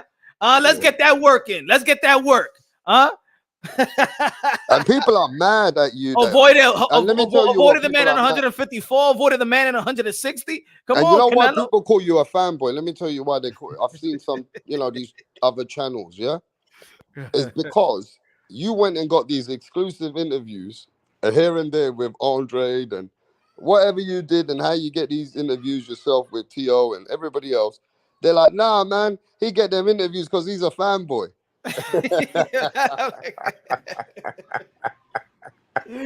Like that, like at least they'll be like, hey, yo, good work, good interview, good shit, good exclusive, good that. Nah, man. Everybody I do an interview with, I'm the fanboy now. Let's go, Canelo Alvarez. The 4th division should be 2 division undisputed. Canelo Alvarez could have been two division undisputed if he would have fought the Mise Andre and probably would have beat the Mise Andre in 160. But you know what? He chose not to. So now you know who's going. So you know now who's going to get it. You know how he's going to regret it if Bud Crawford beats Errol the True Spence July 29th, and Bud Crawford becomes the first male to become 2 division undisputed. That could have been Canelo, but he chose otherwise. But then they tell you, Punch, why are you going back into history, bro? And now let me talk like a Canelo fan, right? Because because I got too much knowledge about this shit. Yeah. Now this is a Canelo fan, right? When he will try to debate you, he'll be like, "Yeah, but Punch, you don't know what you're talking about." Because when Oscar De La Hoya He didn't put in the petition. He could. It was between Oscar De La Hoya. It ain't Canelo's fault. It's Oscar De La Hoya. All right? He wasn't handling Canelo's business properly. Canelo Alvarez is just a fighter. Him and Eddie Reynoso were having problems, and you already know about Oscar De La Hoya trying to make Canelo Alvarez train with American trainers. Eddie Reynoso don't like that shit. So there was a friction going on between that. Then they had this problem. Then they were going to fight Devichenko, and that fucking was going. Devichenko's team weren't happy with the money. They wanted to take that to purse bid. So at the end of the day, Canelo Alvarez took a bigger risk and took a big fight and went to fucking another weight class to fight the Russian, you know what I mean, Sergio Kovalev. So, I mean, at the end of the day, Punch, I feel that you giving Canelo Alvarez a hard time for not taking that Andre Boo fight because there was a lot of friction going on, and he went and done bigger things. Now, what you got to say about that? Look, how many people told me facts? What? Hey, wait. As Rapstar talking facts, can you please tell me in the chat if Rapstar's talking facts or is Canelo Alvarez a duck? Somebody tell me, bro. Look, 100. Look, 100. Facts. Yeah, see? It's facts, Punch. Let me put this picture. You see that? Nah, now you're making people mad. A logical Canelo Alvarez fan versus Canelo Alvarez fanboy. I ain't popping Canelo Alvarez pimples, no ass pimples. Never. Hey, look, Leonardo Rodriguez. All facts, right? How many more people you want them to tell you that I'm talking facts? And another thing, Punch. Yeah. When Andre was in position with that belt, yeah, Canelo Alvarez already fought the badder man in the motherfucking division.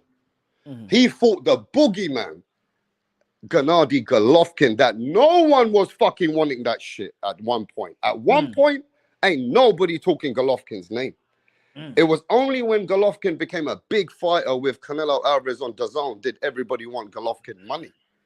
But before that, Golovkin was not the guy on the radar like that. And guess what? People were shaming Canelo Alvarez. Yo, man, Canelo got to go up and wait and fight Golovkin. And they were like, no, he got to go up and wait. And what did he do? He's the first man ever to go face Golovkin. So I believe after that Golovkin fight, he proved that he's the motherfucking Mac Daddy motherfucker of the division. And even if he didn't fight the Boo Andre for not the Undisputed, he went up in weight, fought Kovalev, and then guess what he does? Takes the whole Undisputed division at 168. So I do believe that Canelo fans have got some legs to stand on here, bro. I am a Canelo Alvarez fan, though. Well, I'm just saying. I got some legs to stand on as well. My only thing is, if I'm a Canelo Alvarez fan, though, see, this is what it is. Let's say what you just said is what the Canelo Alvarez, most of the fans will say, right?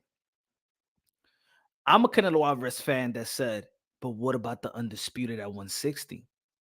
I want Canelo to get Undisputed or to fight the opportunity to become Undisputed. And yes, I'm also a fan of the Mise Andre, business of the amateurs. You know what I'm saying?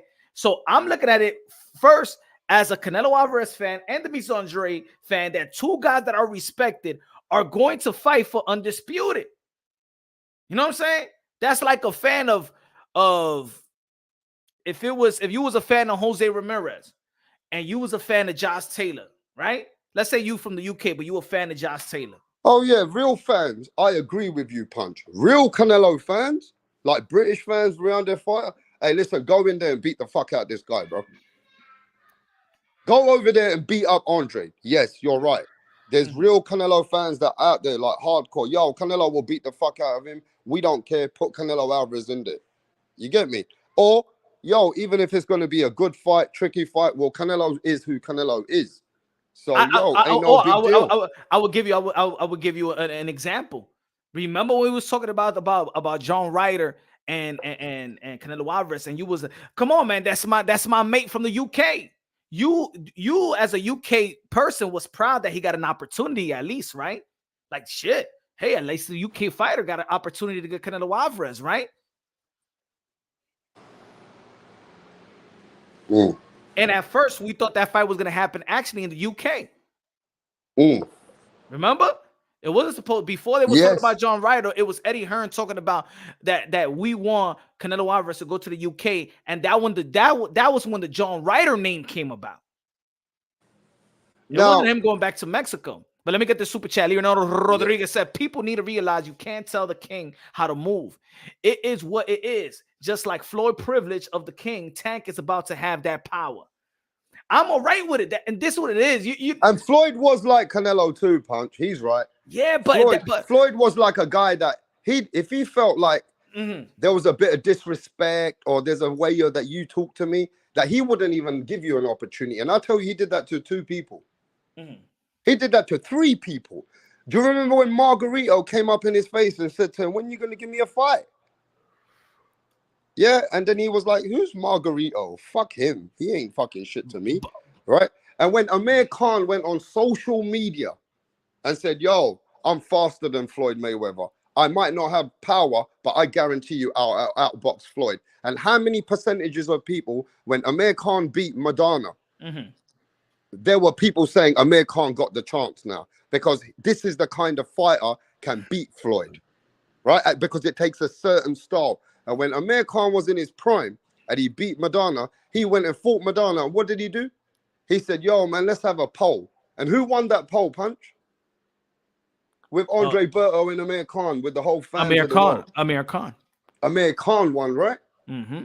They were in negotiations with Amir Khan. What happened? He fought Andre Berto. So, come on, bro. But put it this way. But let me ask you this now: has Floyd Mayweather ever won an undisputed? No, and he didn't need to. No. Wait. Now that he retired and stuff like that, and of course, he didn't need to, though, bro. He didn't even need to be undisputed. But let's talk about at that time. So why should Canelo have to do more? So we're talking about Canelo Alvarez at that time. Remember, at that time, Canelo Alvarez didn't go to 160 and became undisputed. So let's talk about the Canelo Alvarez, his opportunity. If you're a Canelo Alvarez fan, and trust me, come on, we all know this. When he beat Daniel Jacobs, we all was saying Canelo Alvarez and the Demetrius Andre for undisputed. This is Canelo Alvarez's chance to do something that Oscar De La Hoya didn't have. That so as a Canelo Alvarez fan, see now they talking rubbish right now because that's it. Canelo Alvarez have accomplished. He beat Kovalev, became a 3-division world champion, became undisputed at 168. But around that time, I'm looking at a Canelo Alvarez fan like Canelo is going for undisputed. Demetrius Andre is going for undisputed. When do we downplay undisputed? Even when Inoue beat Nonito Donaire, I was talking about, well, he's going to be fighting Paul Butler for undisputed. When did this undisputed thing start from anyway? Who actually brought the attraction of undisputed to the table? Who was the fighter? Because it wasn't Manny Pacquiao. It wasn't Floyd Mayweather. And they're the best who ever did it in my era, bro. They're the best who've ever done it in my era. I don't give a fuck about their undisputed. I've seen what I've seen with my eyes. So I know that this undisputed phase with the fans and the fighters, who's the fighter who brought this more to the table now in the recent times of boxing? Manuel Silva, good looking out with a super chat, said, Punch, when will you debate IBFP? He wants to debate. He could come right now. I'm live right now. Let him know. If you want me to send him a link, I'm right here. He came here before. He could come over here again if you want to debate about the same shit we're talking about right now. Hey, we're talking about it right now. So go over there or whatever. Send him a message, DM. Tell him if you want to come and debate, and I'll send him a link. Good looking out, Manuel, with a super chat. But he's the same guy that says that he wants to see the Andre fight. I know. I mean, I guess these guys haven't. I guess Manuel haven't seen when IBFP did come over here. We're going to be talking about the same thing. Now, what is going to be a switch up? It can be a switch up. He's going to say the same shit that he said when he came over here. That's the whole debate anyway, right? What's the debate? The Undisputed at 160? We already had that. We already had that discussion, but I guess that I don't know. I don't know what IBFP did over there. Probably riled them up and shit like that.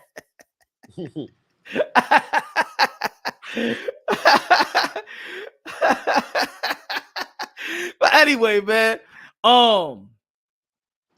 Look. Now my question is look this. what I'm saying. What I'm saying. Why are we neglecting the fact? Why is now that fight a shitty accomplishment fight?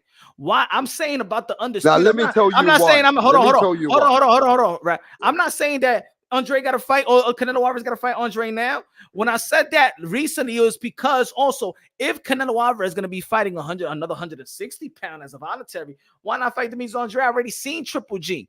I already seen that. You know what I'm saying? Why can't I see what I want to see? Why can't everybody ask for something? I want to see that fight. Yeah, as a fan, I don't blame you. If there's only limited fights left for Canelo, Canelo can pick anyone in the bunch and give people the fights. I get that, right? And as different fans, they want different fights. I understand. I get all that. Charlo fans want Charlo to fight Canelo. I get that too. But ultimately and overall, if I compare Canelo to the other greats, I wanted Floyd to fight fucking Margarito when Margarito was in his prime, when he was putting bricks in even in his hand. Let me just get this. No, but like Paul Williams, when he was coming up in the game, I thought, yeah, man, this is a big, tall guy. Like after Diego Chico Corrales, we're gonna see this now. That didn't happen. Yeah. Listen, Keith one-time Furman, when he made big noise to fight Floyd Mayweather, when Keith Furman was coming up. And Keith Furman was knocking everybody the fuck out. Yeah? What was Keith Furman doing? Going to every microphone and say, yo, man, let me fight Floyd Mayweather. Why is he not calling my name? Why are you guys not telling Floyd to fight me? Right? And then let me just say this. What did they do for Floyd Mayweather?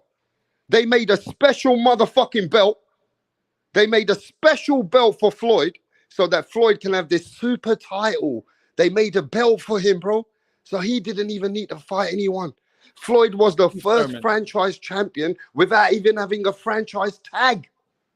And people seem to forget that one of the best who's ever done it had different opportunities when they did. So I get that these guys never got the fight. Amir Khan never got the fight. All these guys never got the fight. So it's the same with Andre, didn't it, brother? Nah, the same way Andre didn't get the fight, those guys didn't get the fight. Look. Shout out to Guts. I said IBFP is a coward. Easy work for El Pastor de Boxeo. Good looking out, Guts. Good looking out, Guts. Appreciate you, my brother. But that's what I'm saying. You're not looking at it like y'all looking at it like it's like the fight with Demetrius Andre. The way that you put it is like, oh, it's just any other fight. That was undisputed. Why do I want to see Peterbia? Wait. Why do I want to see? Why do I want to see? Why did Floyd not ever become undisputed? I don't know. I don't know why he didn't become. I don't know why didn't Floyd ever become undisputed? But I'm talking about Canelo. I'm talking about the best who's ever done it. But I'm talking about Canelo. I'm talking about that time with Canelo. Canelo wasn't no Floyd. Then undisputed doesn't mean as big as it does sometimes when a man's trying to do bigger. No, I'm not saying you can do bigger things. No, you can't. But you can't say that with Canelo Alvarez because it was big. It was big for Canelo Alvarez to do it in 168. I get that. It was big.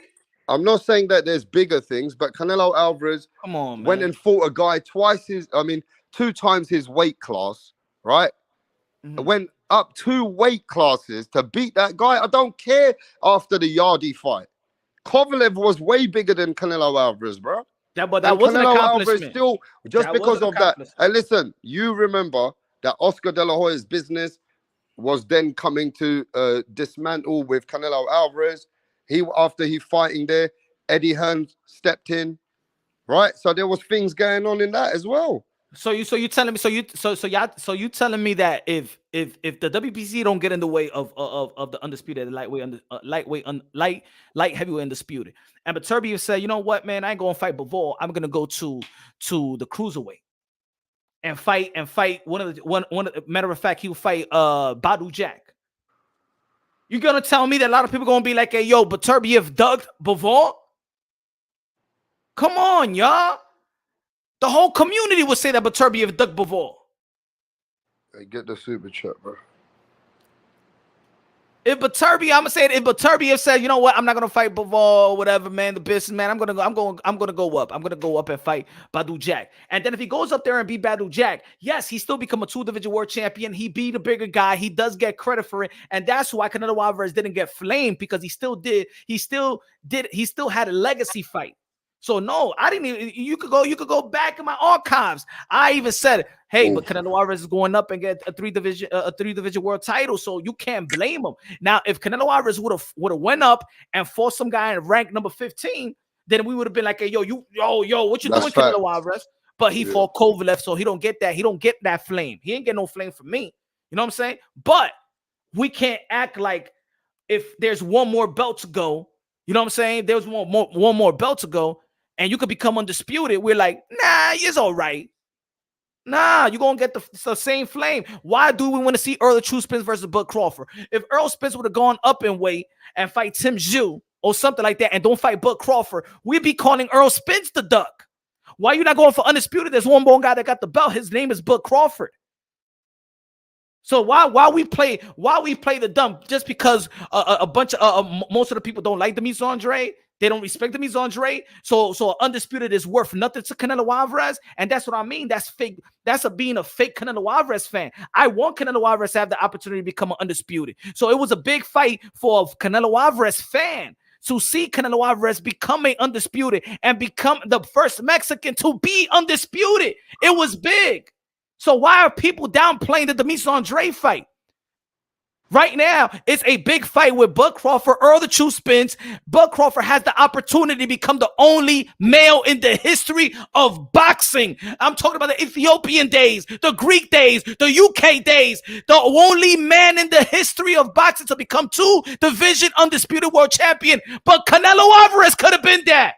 We wouldn't even be talking about if a comparison to him and Julio Cesar Chavez. If he has that on the table and has that shit in his resume, he'll be the only man standing with that in the world, bro. And people here, no, he should have fought the Mise Andre. You're stripping him from that opportunity. Shut the fuck up. I wanted to see that fight. And if you're a Canelo Alvarez fan, you should have seen that fight. And if you think that the Mise Andre was a bum, then Canelo Alvarez should have fought that bum, become undisputed, then move up and do his thing. Let me get this super chat. Triple X said Canelo legacy. Don't touch Floyd, Oscars, or Manny Pacquiao. Ain't nobody gonna never be no 8-division world champion. And let me tell you, that proves a point. Now, I understand how you look at it, but lots of fans don't give a fuck about it. Because let me tell you why. Let me tell you why. Just like this man said, Canelo's legacy don't touch Manny Pacquiao, Floyd, or Oscar. Because why? Those guys just fought the best guys. And it didn't matter if they weren't undisputed. In people's eyes, they the biggest legacy fighters ever. And even if Canelo became undisputed, look at the fans today, that they don't look at it like you look at it. Just understand that even though these guys like Floyd, Manny Pacquiao, and Oscar legacy, like this guy said, Canelo's legacy don't touch it. And even though Canelo Alvarez is a Mexican undisputed fighter right now, but again, look at that. Look at that.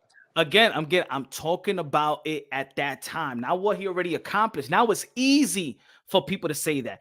It's easy for people to say, well, he beat Kovalev. But he is undisputed, and people still don't look at him as big as fighter than Pacquiao and all these guys. I think now not Pacquiao is still 8-division, but yeah, come on, before the Bivol fight, it was even Julio Cesar Chavez himself said that Canelo Alvarez was the best Mexican ever. Even Julio Cesar Chavez himself said it. But after the Bivol fight, and then his performance with Triple G, and then now his performance with John Ryder, he doesn't look invincible. He don't look as special. He just looked like one of the greats, but don't look special. So the more that he has those type of performance, when you in there with a guy that's not supposed to be in your level, you're supposed to take out. People see that, right? Let me get the super chat right away. Leonardo Rodriguez said, all Floyd ever had was proof he's great to that 0. He only beat 3 sitting undefeated champs. And every ex-champ he beat had been KO'd or dominated before he beat them. See, it's I don't want to, you know, I don't like to be in the business of tearing somebody down to build somebody up. I don't. This is not even a Canelo Alvarez, Mayweather, Canelo Alvarez, Manny Pacquiao, Canelo Alvarez, Floyd Patterson, nothing like that. You know what I'm saying?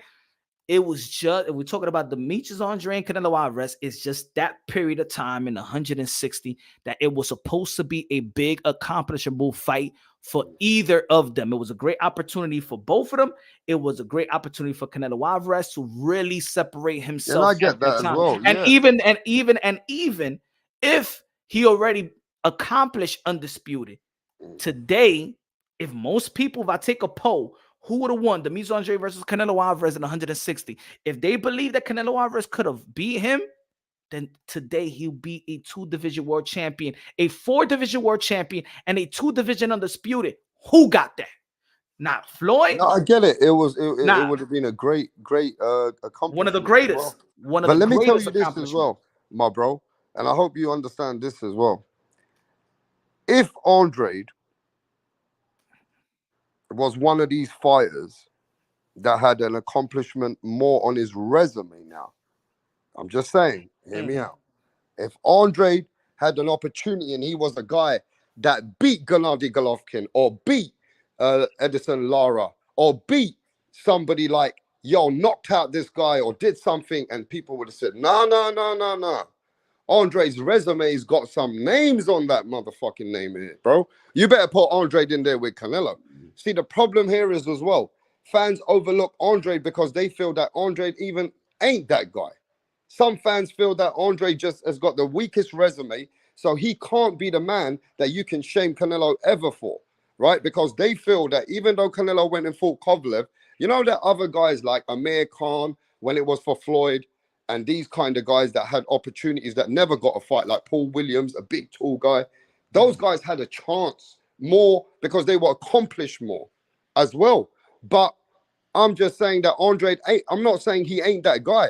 It shows that the proof is there that he is one of the guys. If you look at his amateur pedigree, I went back and done my research like you showed us to do it back in the day. I went and saw what Andre was about in this American circuit. You get me?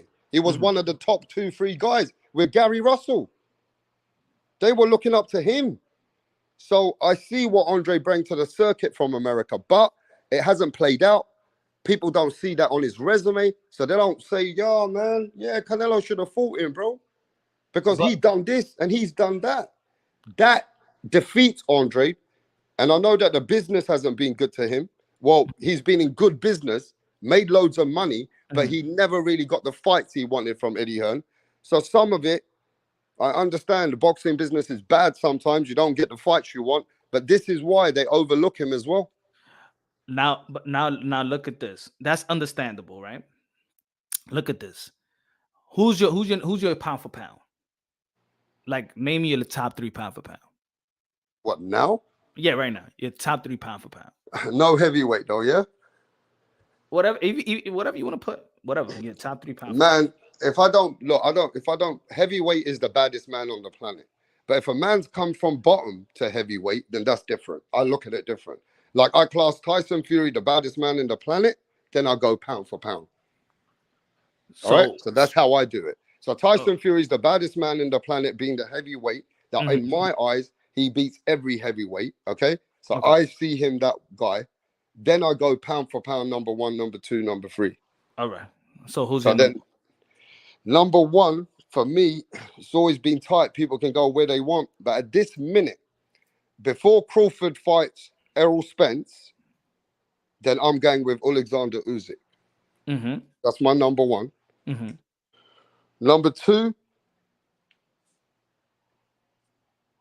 is between Norway Inoue or Terence Crawford. Okay. Now, that's what I was waiting. I was waiting for Naoya Inoue. Naoya Inoue is my number 1 at this moment. Okay. The first 3 guys that you just mentioned. Was Naoya Inoue ever undisputed? Yeah. Yes. He beat Paul Butler. Yes. Right. Crawford was undisputed. With who? With Paul Butler, yeah? With Paul Butler. Alexander Usyk cleaned up cruiserweight undisputed, right? And Crawford undisputed at 140. King of undisputed he was. So looking at your top 3, you value undisputed. Your top 3 guys are undisputed. Now, even though you know who it didn't become undisputed, would have still had him on your top 3? Yeah, because Paul Butler want the guy that I gave it to him for. It's what he did to Nonito Donaire is what I gave it to him for. Again. Okay. It wasn't because of Paul Butler. And then, yeah, in today's environment, Undisputed does make you feel and makes you think, well, you got to certify it, right? So Now, the certification was just there on the table after Paul Butler. So now we're heading into an era where belts don't matter like before, right? Did you give him the most respect for the Undisputed against Paul Butler? I gave him respect of the Undisputed. What, even though that you knew Paul Butler was one of the weakest guys in the division? Because not the weakest. You know that Nonito Donaire would have knocked out Paul Butler, yeah? It was 40. Whoa, you know, was going to go to a whole decision with Paul Butler. Remember, he stopped him in the 11th. I know. But Casimero had the bell, and we already know what happened after that. Let me get the super chat right quick. Fuentes, good looking out, man. Appreciate you. He said, maybe Andre's style is something Canelo wanted to stay away from. Look at the unnecessary Lara fight. That's been the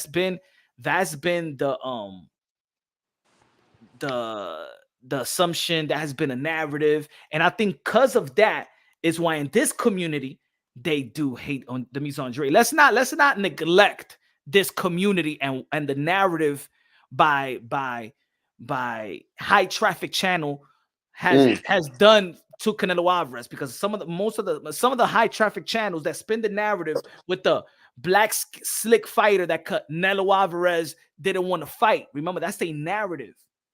I understand as much people could say, well, Demise Andre hasn't done none. I could say that to them. I say that to Demise Andre to his face, and Demise Andre would say himself that he didn't exceed or his expectations. He understands his resume. He don't fight. He don't feel like he fought anybody really. You know what I'm saying? He just feel like he was avoided. You know what I'm saying? He's not here parading his resume or anything of that nature, right? But I believe also in this community that the people that do hate him has nothing to do with really Demetrius Andre. It had to do with the narrative that people push with Andre and Jamon Charlo saying the black slick fighter or the black fighter, and the pro-black channels in this community, and we all know some of them are high traffic channels and got a lot of support, and they could spin a narrative like a Dante Boxing Nation and a Kaka TV and all these guys, right? There's other people that hate them. So when other people and other channels hate those channels and they're always trying to debunk it, they never going to like Andre. They're never going to like Jamon Charlo, because these guys use Jamon Charlo, Demise Andre, and even now David Benavidez to go against Canelo Alvarez and shame Canelo Alvarez. In this community, people don't want to admit it, but that's the reason why they really don't like Demise Andre. So they're not thinking about 160 and say, yo, Canelo Alvarez had an opportunity for undisputed. No. They're saying, who is Andre? Fuck Andre. Fuck this. What you mean? Then you're saying that fuck Canelo Alvarez and an opportunity to become undisputed. And here today, now, Canelo Alvarez is not 2-division undisputed, and it's going to be booked Crawford to accomplish something that Canelo Alvarez could have accomplished at the age of 27 or 28 years old. That's what people are not seeing, because they're so drowned in this narrative, this cesspool narrative, YTBC, that they keep on fighting the other channels that used Andre to shame Canelo Alvarez instead of thinking about it right today. At the age of 27, 28, Canelo Alvarez could have been a 2-division world champion. Undisputed, bro. People ain't think about it like that. See, that's where I think that's why I'm a conservative, real Canelo Alvarez fan, not a fanboy like these motherfuckers out here that just enable a narrative because they just don't want to coexist with the narrative that's been pushed against Canelo Alvarez. That's what it is. Yeah, I don't think a lot of Canelo. What do you think about what I just said, though? No, I agree that was a huge accomplishment if you look at it in that way, and then that would have led him to a 2-weight undisputed king, right? And that would have definitely put him at pound for pound number 1 even right now, possibly, right? Because of his accomplishments again and again. But I also feel there's fans out there which are Canelo fans that don't hold him so accountable for not fighting Demetrius Andrade for that title. They don't hold him that accountable. Again, you know, they should probably say, well, you know, he should be fighting that guy. He should have fought that guy. He should have stayed within his business and his ground. He should have made some noise himself and went upon himself to make a statement at least. If anything, Canelo Alvarez owes in anything at that time as well is the statement from him. Him saying that why he don't want to go for that belt and what's happening, why he's going up more weight classes to fight someone way bigger. When, you know, some people say though, and I'm going to ask you this. They say Canelo Alvarez became another weight class champion at 175 to add to his legacy. 3 division. Right? To add to his legacy, right? That even the fight that he went and fought with Kovalev is adding to his legacy, right? So there is fans out there that don't really hold him as accountable for not fighting that fight like you do. I don't hold them accountable like that. Okay, that's what I'm saying. But it's not that big of a fight for them then. What it is for you. I don't hold them accountable because he still became a 3 division world champion. He's still gaining legacy. What I'm talking about is the community. When people say that Andre, see, it's not about Andre getting Canelo Alvarez fight now. I want Demetrius Andrade and Jamal Charlo. That's the primary fight. That's the fight that I want. If you ask me if Demetrius Andrade got one fight, and that's it, he can't have no more fight, it's Jamal Charlo. If you ask me vice versa, I say Demetrius Andrade, Jamal Charlo. That's the primary fight for me. My assessment of the Andrade and Canelo is always going to go dating back to that moment. Now Canelo Alvarez don't have to fight him. Ain't it that Demetrius Andrade is going to give Canelo Alvarez? What is he going to give him? Nothing. So I'm not pushing that. But when people say these narratives, I'm breaking the narrative. I don't want people in this community to become something that they hate. Don't hate these fighters and don't give them and don't break down boxing because you hate the narrative channel that has shamed Canelo Alvarez. That's who you fighting. That's who you're fighting. You know what I'm saying? And I will say this. It seems like Andrade has been unlucky not to get the greatest fights, the legacy fights of the world. It has been a bit unlucky. His side, he tried to get Golovkin fight. That fight got overlooked. Right, Canelo Alvarez went for another legacy fight, but which left behind another legacy fight. Right.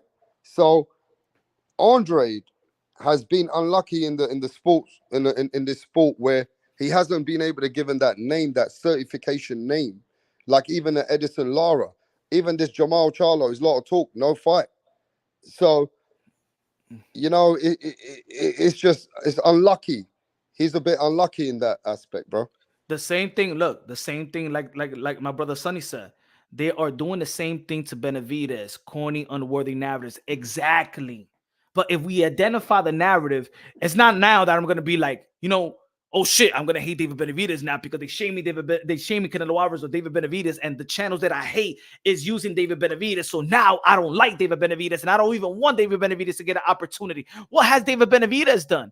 No, he lost the belt on the scale. No, he lost the belt sniffing coke. No, Canelo Alvarez don't owe David Benavidez nothing, and that's the shift. You understand?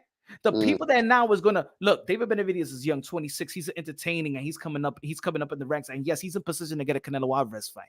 If you hate David Benavidez now, you don't hate David Benavidez. You hate the channels that you hate that's using David Benavidez to shame Canelo Alvarez. See, that's what I mean. It's not fair. Don't go after David Benavidez because the people that you hate, the channels that you hate, is using David Benavidez to shame your favorite fighter, Canelo Alvarez. Don't become who you hate.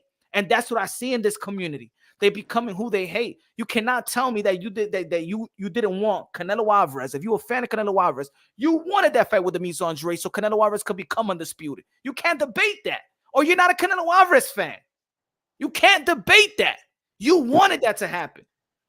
Yes, and then you could be like, oh, well, you know, the golden boy, they didn't sign the extension and shit like that. We know they didn't sign the extension. So don't come with another top narrative to be like, Well, but Canelo Alvarez did file a petition for him to get a Demise Andre fight. Yeah, after August 19th. No, that's it. He was getting stripped, and then he pulled himself out of the negotiation and still went to Kovalev. That's what I mean. Like, just let's keep it real. The paperwork didn't get signed by Golden Boy Promotions. Canelo Alvarez was furious with Golden Boy Promotions. Yeah, at the end of the day, Canelo Alvarez is still, that's his business. Just like when the Mise Andre fuck up in his business, everybody says that the Mise Andre does bad business, his business fucked up and shit like that. Well, guess what? The reason why Canelo Alvarez didn't have the fight with the Mise Andre is because his business was fucked up. So keep it consistent. If we could keep it consistent with Andre and any other fighter, we got to keep it consistent. You know what I'm saying? Let's go by the facts. It's like like Dimitri Bivol and Beterbiev. Are they ducking each other? No, it's plain and simple. The WBC is getting in the way. So you can't blame Dimitri Bivol for not fighting Beterbiev, and you can't blame Beterbiev without fighting Dimitri Bivol. Let's go with the facts. And stop trying to be these narrative hoes out here, bro. And that's what it is. Y'all letting these narrative pimp y'all motherfuckers, and then y'all fighting for no fucking reason. And then it's not about boxing talk. It's about withholding a narrative, enabling a narrative and shit like that because you don't like this channel, what they saying. So fuck on Charlo don't deserve shit. Andre don't deserve shit. Benavidez doesn't deserve shit. Get the fuck out of here, man. Get away from the narrative cesspool. Get away from the narrative plantation. That's all I'm saying. And I'm seeing my fellow Canelo Alvarez fan following these fucking fake ass channels and shit like that and following their footsteps. Y'all becoming the motherfucking channels y'all hate now. I'm not with y'all with that. I'm not gonna be oh yeah, and fuck Andre and fuck Charlo and fuck Benavidez because the other channels or the group that be spinning narratives, fuck them. They don't deserve the fight. And then y'all come with the stupid shit and saying, well, John Ryder, he beat Parker to get the fight with Canelo Alvarez. Then you downgrade and downplay yourself. And then you act like John Ryder versus Canelo Alvarez was a fucking good fight, you piece of human garbages. You losing your mind out here in the YTBC, y'all. You letting these motherfuckers y'all hate dictate y'all fucking approach to boxing. Y'all making no sense now. So David Benavidez need to fight David Morrell or need to fight Charlo so he could get a Canelo Alvarez fight. But John Ryder just needs to fight Zach Parker to get a motherfucking fight. Y'all fucking wilding right now. But go ahead, it sound cute though. It sound cute. Nah, man. Especially not my culture, not Latino culture too. Nah. I'm gonna speak about my culture. We ain't no soft motherfuckers and shit like that. But some of y'all motherfuckers are turning straight up soft beta males over this shit going back and forth. Fuck out of here. Canelo Alvarez is the man. Put him against anybody, and I got Canelo Alvarez over everybody like that. That's what you gotta say. If you're Canelo Alvarez fans, put Andre, put Charlo, put Benavidez. He'll wipe all of them asses. He'll beat the fuck out of all of them. Why don't y'all say that? Put him up there. That's a fucking fan. I don't want Canelo Alvarez to fight Andre. What has he earned? What has Benavidez earned? What has Charlo earned? They never earned a shot. No, Canelo, don't give him a shot. Don't give him an opportunity. Don't give him only one ticket. Shut the fuck up. Shut up. Beta males. If you don't think that nobody deserves a Canelo Alvarez fight, then at this point, and nobody's going to give Canelo Alvarez everything, so at this point, Canelo Alvarez should retire. Or if Canelo Alvarez is going to be staying in 168, let's pick out 3 names that deserve a Canelo Alvarez fight. If it ain't David Benavidez, who is going to be? Charlo?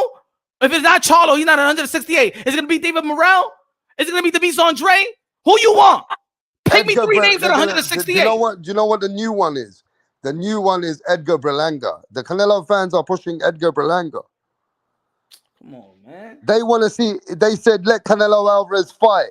Edgar Berlanga, Puerto Rican's finest, Fat Joe's right-hand man from New York. That's what they want, bro. They're saying, let Canelo have his easy ride now.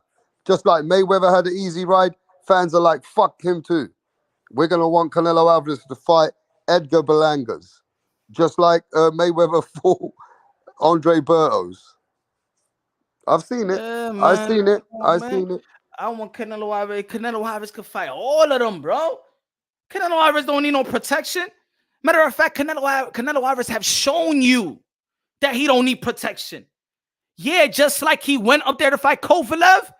Do you think he wants protection? Canelo Alvarez to this day said, I don't want to fight Dimitri Bivol in 168. I want to go back up there in 175 when people saw that he whooped my ass, when people say that I'm too little. Now I'm trying to go right back out there to 175. Canelo Alvarez don't need protection. That's a guy that be like, hey, yo, Canelo Alvarez is the type that if he was on the hood and he was in the block, and he's the type of guy that you be like, nah, man, that's too hard. You can't do that. He go in there and do it just because you told him that it was too hard. That's the reason why Canelo Alvarez want to go back to the 175, because these fucking protectors and the real Canelo Alvarez fan will be like, yeah, go up there and get your get back. The weak ass motherfucking fans be like, I don't think Canelo Alvarez could do it, man, because he's small, bro. I don't think that's just too difficult of a style for him. Nah. For me, Canelo Alvarez is an all-time great. I believe that he's smart enough to go back to the drawing board and go to the 175. So who says it's a difficult style? Who says that again? The fanboys. The fanboys are with it too. The fanboys are with it too. Huh? The fanboys, the Canelo Alvarez fanboys, the fake fanboys. I'm not talking about real Canelo Alvarez fans. I get you. I'm talking about the fake ones. Yeah, but it's the only kind of style that can beat Canelo. Maybe is the tricky guy, right? Let me rephrase myself. The fake Canelo Alvarez fans. I'm a Canelo Alvarez fan. The fake ones, the fanboys, are the ones that say that David Benavidez don't deserve it, Charlo don't deserve it, Andre don't deserve it. Canelo Alvarez don't need to fight them and shit like that. They need to fight each other before Canelo Alvarez fight them.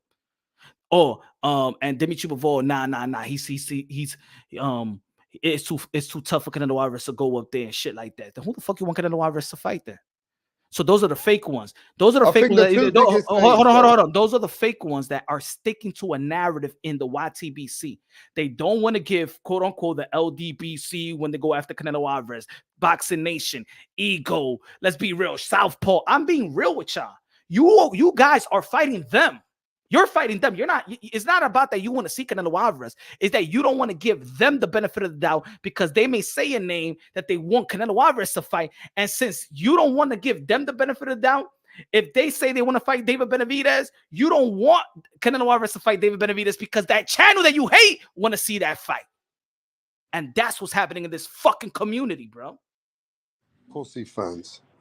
Exactly. Pussy Beta male trying to protect their fighters from fighting big fights. But let me tell you, I've seen real hardcore fans too, Punch, just like yourself. Fans do say they want to see Canelo fight. If he's going to fight Bivol, then let him do it because it's a hard fucking fight. If he's going to go and try and beat a guy who beat him already, ain't nobody can deny him that, okay? Right? Or David Benavidez. Those are the two names that are the first primary names right now, if you really want to be real to yourself. And if there's none of them names, if then I don't see there's nothing wrong with Andre because he's at 168. There was a bit of a whiff and a talk before. Let Canelo Alvarez, you know what I mean, fight someone that's got a name who was a two-time champion and let it be. You know, everybody's got to get a fight. So Andre's there, if not Charlo. Charlo's calling Canelo's name. Put Charlo in there then, bro. I mean, that's it. What else is going on? High, low with a super chat. Look at that. Punch Roll Boxing sense into you. Yes. Putting sense into your asses, man. Pause. Look at how high, low. Gracias de lo mío. Gracias for the super chat. But bro, that's the difference. So let me say it. Let me say it like this. So when people be like in this community, yo, Punch, yo, I see you and IBFP going out with another and stuff like that. I'm ready enough to say this. IBFP is smart enough and he knows boxing and he could create content however you want to create it, right? But the more that you call these fighters, these potential Canelo Alvarez opponent, garbage, truck juice, that if Canelo Alvarez fights them, he beats nobody. So when he beats nobody, there's no credit for Canelo Alvarez. If you call this guy a bum, or let's say, for example, now this is anybody, call Kovalev a bum, there's going to be the narrative pushes to say, well, Kovalev was old. If he beats Jamar Charlo, he wasn't shit anyway. If he beat Demis Andre, he wasn't shit anyway. If he beats David Benavidez, he didn't do shit. He wasn't shit anyway. So what the fuck is Canelo Alvarez going to achieve? Stop fighting these other channels all the time. Do it once a week. Do it once a month. Do it once in a blue moon. You know what I'm saying? But the only thing is also that subscribers, they love that shit. They love that entertainment. They love that action.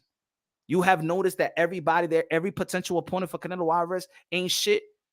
If it's like that, and the majority of the people believe that any potential fighter for Canelo Alvarez in 168 ain't shit or undeserving, and Canelo Alvarez is already in his back end of his prime, what does he got to prove? Might as well fight Jake Paul. Look, ultimately, you're in this sport to see the fighters fight the best. That's it. That's it. Or if you're not gonna fight the number one, you want to fight Then the number fight two. the number two. That's it. Or if not, fight this big fight that everybody's saying, well, this is a good fight. It's a big fight. Whatever. But it's got to be high end. Yo le estoy diciendo a mi gente,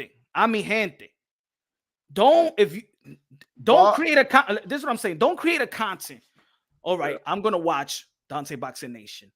Oh shit, look what he said about Canelo. Oh shit, watch, I'm gonna do a video now. That's what people are doing.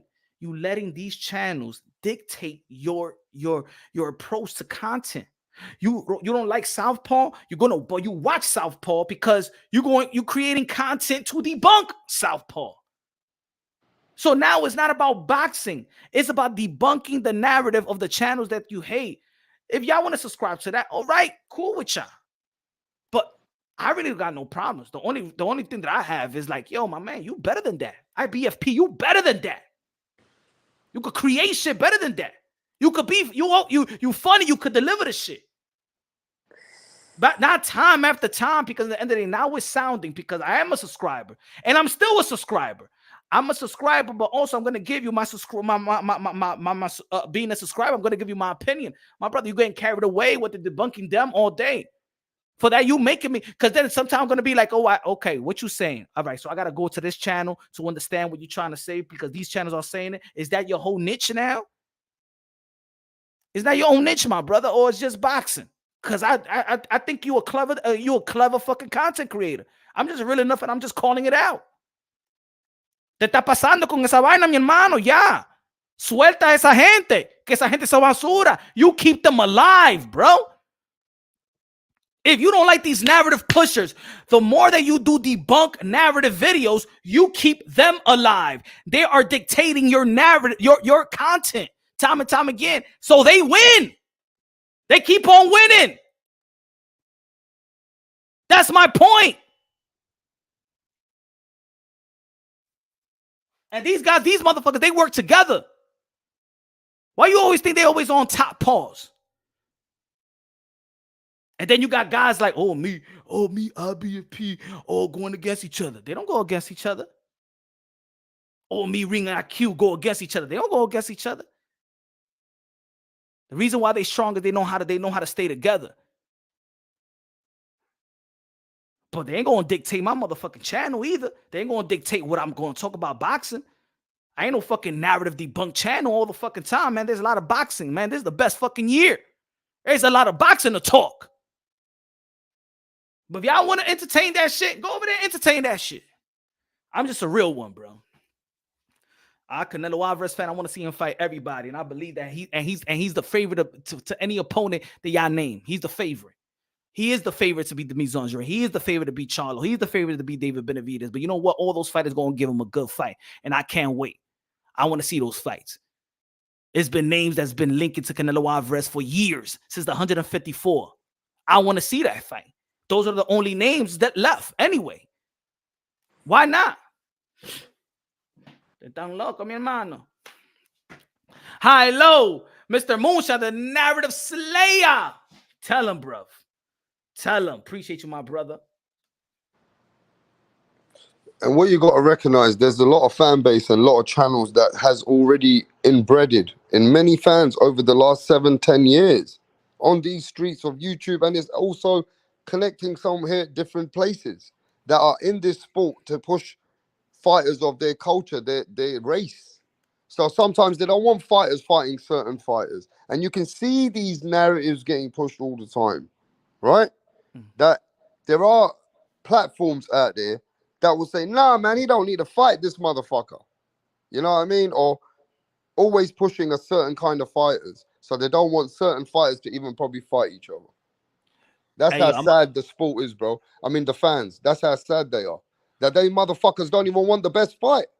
What the fuck are they doing in boxing, bro? When they make comments, you're right, you know, when they're fucking making comments as grown men and saying, oh man, nah man, what's this guy done? Nah man, what's Benavidez done, bro?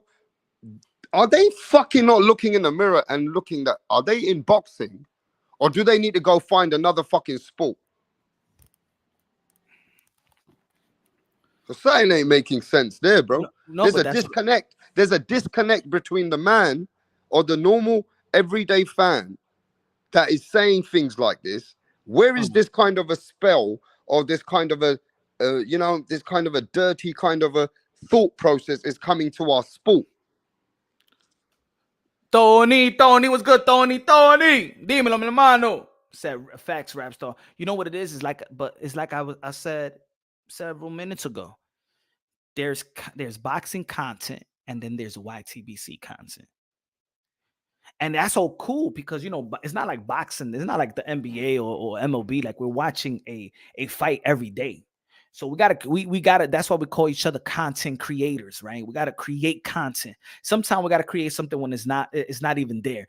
You know, there's sometimes that you remember that there's a period of time where boxing is not giving us anything, any fight, anything to really like, and we're looking at any tweet. Yo, we was making at one point, this community, we was making content off of a tweet, off an emoji in Twitter that Spence was put out just to see when we're going to get the fight. Something that Ryan Garcia may say on Twitter. Something that Javante Tanday said. Javante Tandavis said this and he deleted his tweet. Boxing, we got to a point where it got so hard. It was giving us nothing that we were looking at Twitter like, give us something to just make a video to talk about. You feel me? Now boxing is giving us a lot. Boxing is overwhelming us, bro. That in 1 week we're talking about. It's so much overwhelming this week. They haven't even touched base on Lara and Wood. That's good or bad. That's good. That's great. Yeah, but it could be great now. And then if we get bad, like let's say we're getting the big fights now, right? Then all of a sudden it gets to a slow period. Yeah, think about it. Look, in the same week we had the Loma and Haney, and then the controversial was a robbery. It's a close fight. Now the fighters that said anything about it, that's a whole content, that's a whole world in its own. Clarissa Shields' opponent went out, tested positive. We got Lara Wood. We got people doing interviews and stuff like that with Josh Taylor and things of that nature. We got the announcement of Bud Crawford or Errol the True Spence. Now we're talking about that and still talking about and before the Loma and Devin Haney was talking about the robbery of Rolly, how Rolly's gonna get that title shot. And then we're talking about the robbery, and then we're getting a lot of. Now we're talking about today is Tyson Fury gonna be talking to AJ for a potential fight. Boxing is so good, and that's what I'm saying. Let's deliver it and do y'all spin it and deliver the way that y'all can. But we here to preserve the sport of boxing, not to make every fucking fighter look like a fucking bum. Is that what we're here for? Is that why we have a channel? But that's how many just to call every fighter a bum, just to say that they ain't shit. What is that? It's fucked up, bro. The way that a lot of people speak. It's just like they got no respect for the sport, right? So there's no logical. It gets hard to really go into that depth of a conversation with people like that too, though. But why? Some people be like, but what you got to say about Jamal Charlo? Haven't we done enough to Jamal Charlo? Haven't we criticized his career enough? At this point, man, it's like when people jump on somebody. I hate when people like in the block when a dude is getting jumped or a girl is getting jumped by 10 girls. Like, yeah, that's it. ¿Qué vamos a decir de Jamal Charlo? What are we gonna say about him? What? You know what I'm saying? That's it. It's been it's been watered down. It's overplayed. It's overused. That's it. You know what I'm saying? Now the only thing I want to see Jamal Charlo is pick his feedback up, man. Get something going, man. And that's it. That's all I depend on. That's the only thing I want to see from Jamal Charlo. Get your life back together, bro, because you're still a human being, bro. You got a family, you got kids. Hopefully you get a payday. Hopefully you get a good fight, man. And then just give us a good fight and give your legacy a good fight. But that's it. There's no more we can say about Jamal Charlo. That's it, man.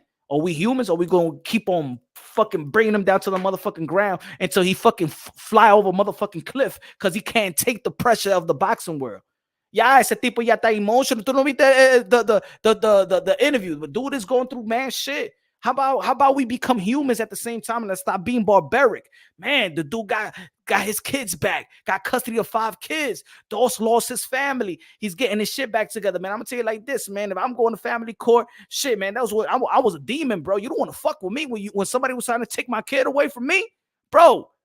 I'm thinking about. I'm 1 inch. If you say something, if you say something bad to me, it might be a bad day for you.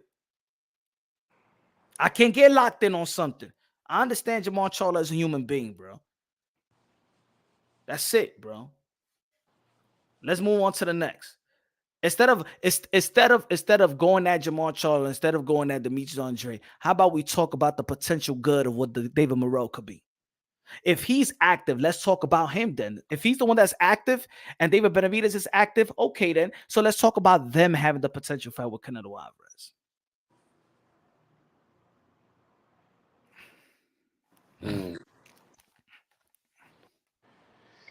Yeah, I think at the end of the day, people downplay a lot of stuff, though. You know what I'm saying? Because they find when they find gaps in fighters, they're not interested in personal lives of fighters.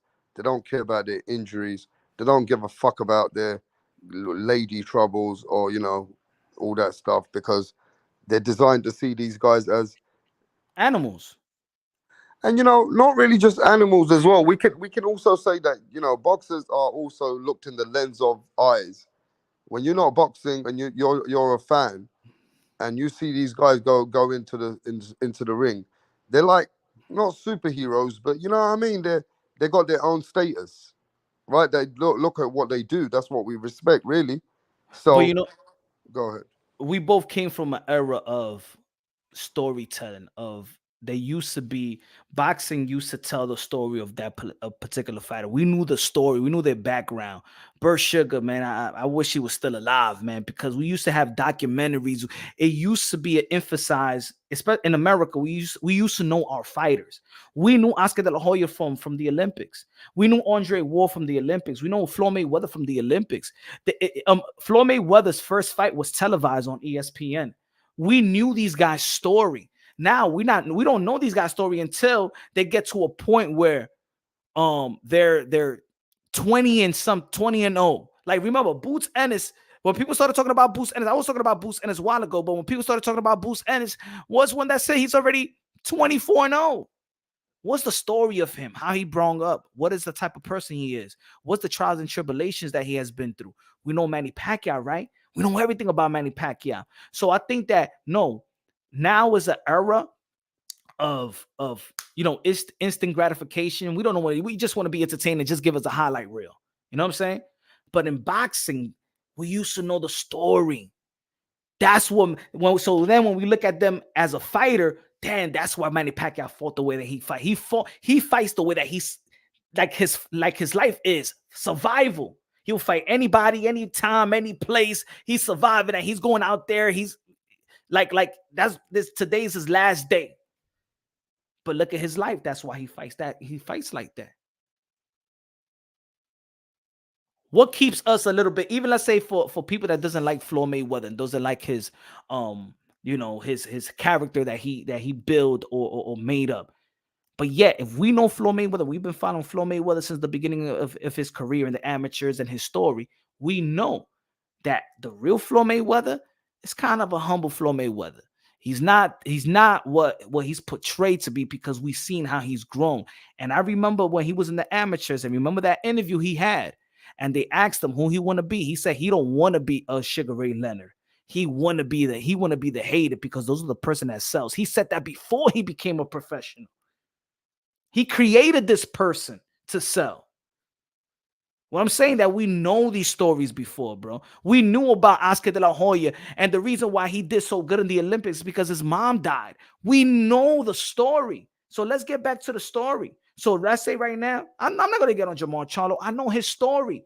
If I know his story, why the fuck am I going to be like another channel being, you ain't doing shit. You ain't shit. You ain't doing nothing. Who have you done? And this guy's fighting for his family behind the scenes, bro. And we, You know, most of us, I just think, most of us are here are fathers, but we act like this ain't life. Come on, man. and not only that, I think people also, I feel a certain way that, you know, he's been holding on to the belt for a couple of years. That's And a they feel like WBC other fighters should be fighting for that belt while Charlo's sorting out his life. And he should be in position like they did with Keith Thurman, right? I think he should be stripped, and I think that he or put him on champion and recess. Put him on champion and recess. I agree with that, but then that's the belt federation that needs to do it. But you see, at the end of the day, whatever's happening in a man's life and his story, that's his life, innit? Boxing needs to continue as well. And that story in life about fighters and attachment to the fans with the fighters today, to be very fair with you, you know, boxing used to attract a lot of an average man back in the day, even a man which was like 30 and plus, you know what I mean? You got to look at today's environment, today's fan base through the social media and everything on a touch of a button and a click, that today's fans are from 20 and above in this sport of boxing, maybe even 16, 17, 18, 19-year-olds. We don't know. And on a consistency, we know that today's fans are not those fans that respect boxing like fans used to do back in the day. You there? Are you breaking up? No, you can hear me? Yeah, no. But also what I was gonna say, but look, you from the UK, right? How big was it for people to know Tyson Fury's story after the Klitschko and what he went through and how he had to come back? Oh yeah, the story is huge because of the fighter as well, isn't it? He puts his story out more. Exactly. Right? Why is Ryan Garcia's story so strong? Because his story's been out there. He's been marketing his story too. You know what I'm saying? More and more and more. Why is other people's stories stronger than others? Nobody fucking even knows about Boots Ennis. His story's not getting sold as much. He's not doing much out there on his platforms to sell his story. So I'm one of those fans that look at boxing. I always say boxing translates to life itself. Yes, I care about that. If I know about their life, I'm intrigued with their life, because when they step back into the ring and let's say they survive or they start winning, like Tyson Fury, knowing okay, he was contemplating suicide, gained all that weight, sniffing coke, doing drugs, drinking, almost losing his family, tells the whole world, "That's it, I'm running again." And then I remember that time when he first said he's going to run. He started running. He started working out. We see him lose weight. We seen his life. That's motivation. He still haven't got back in the ring. He's still motivating millions. And then he get back in the ring. He wins that fight. Then he wins the other one. And then there's a draw. And then he wins the big fight. And he's on top of the world again. That's the story. That's boxing. That's boxing. Remember, they say boxing is a poor man's sport. Is a reason why most of us relate to the sport of boxing. It's a poor man's sport. It's a survival sport. So that's what I'm intrigued by. When it seems like fans are not intrigued by the whole story, by the whole thing. I still am. Demetrius, I'm gonna tell you like this. Maybe people something is gonna break and whatever. Let's say Demetrius Andre. Let's say people, look at the Damon Nicholson fight. Demetrius Andre's mother was in a coma while he was preparing for Damon Nicholson. Demetrius Andre's mother was in a coma while he's in the ring. His mother's in the hospital in a coma.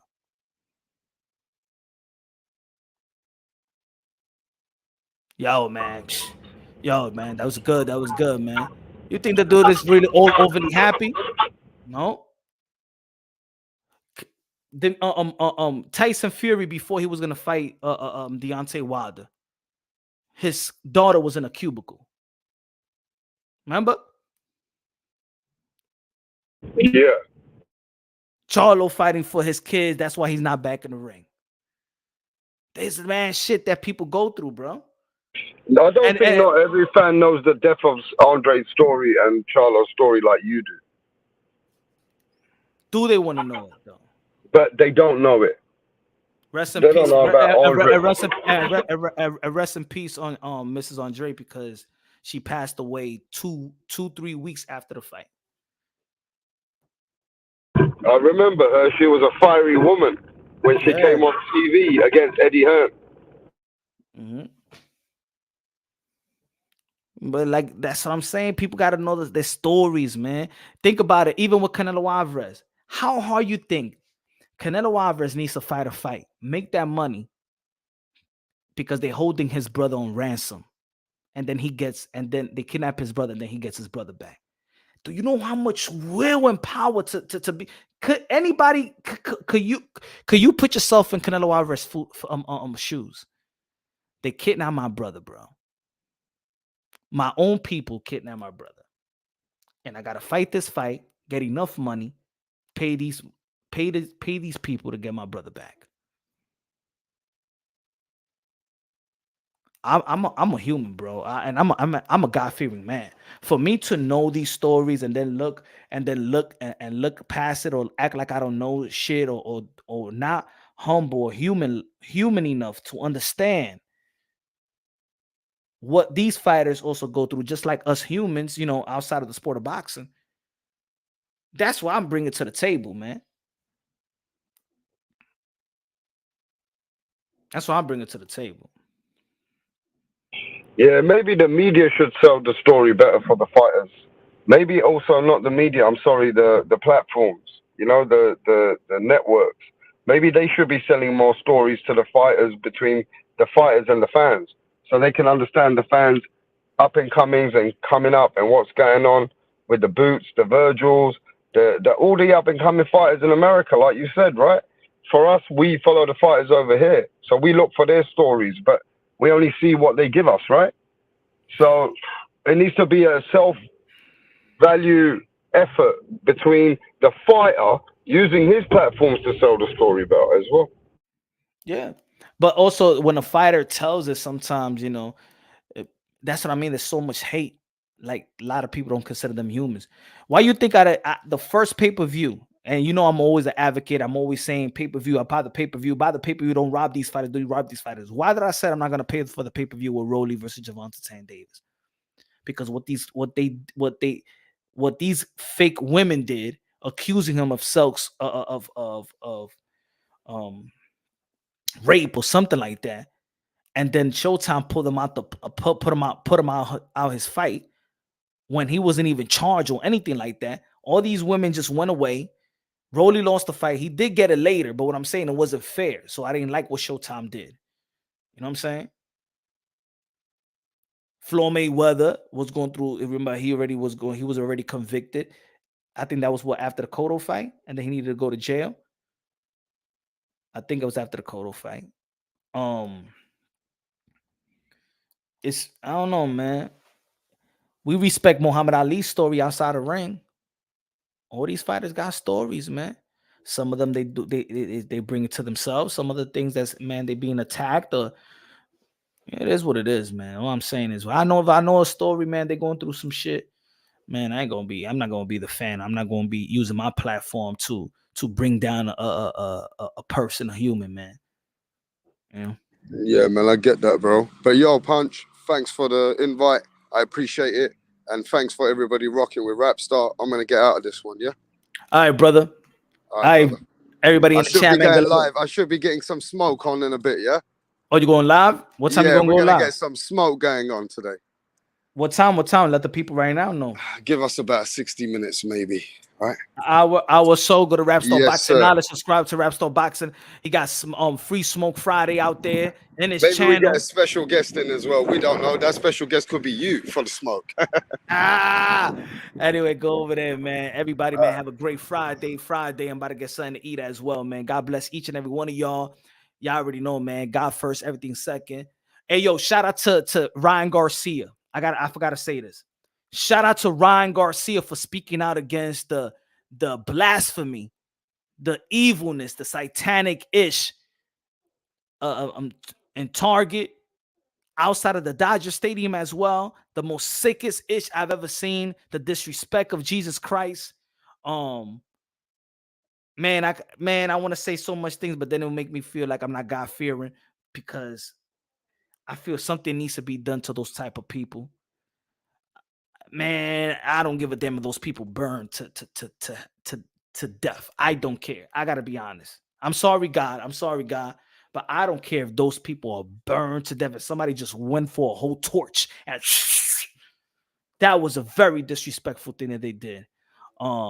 Even if you're not, if there's people that don't believe in God, there's atheist people, but even atheists that saw what they was doing outside of the Dodger Stadium, that was the sickest ish I ever seen in my damn life. That's the sickest. MAW, go to Ryan Garcia, because Ryan Garcia spoke about it. Let me see if I could show you. If I could go and let me see. Hold on. Ryan Garcia's Twitter. Hold on. Give me a second. I'll show you the sickest mother effing stuff, bro. I was so mad yesterday. I didn't even go live. I was so mad. I was so disgusted and man, this right here. Hold on.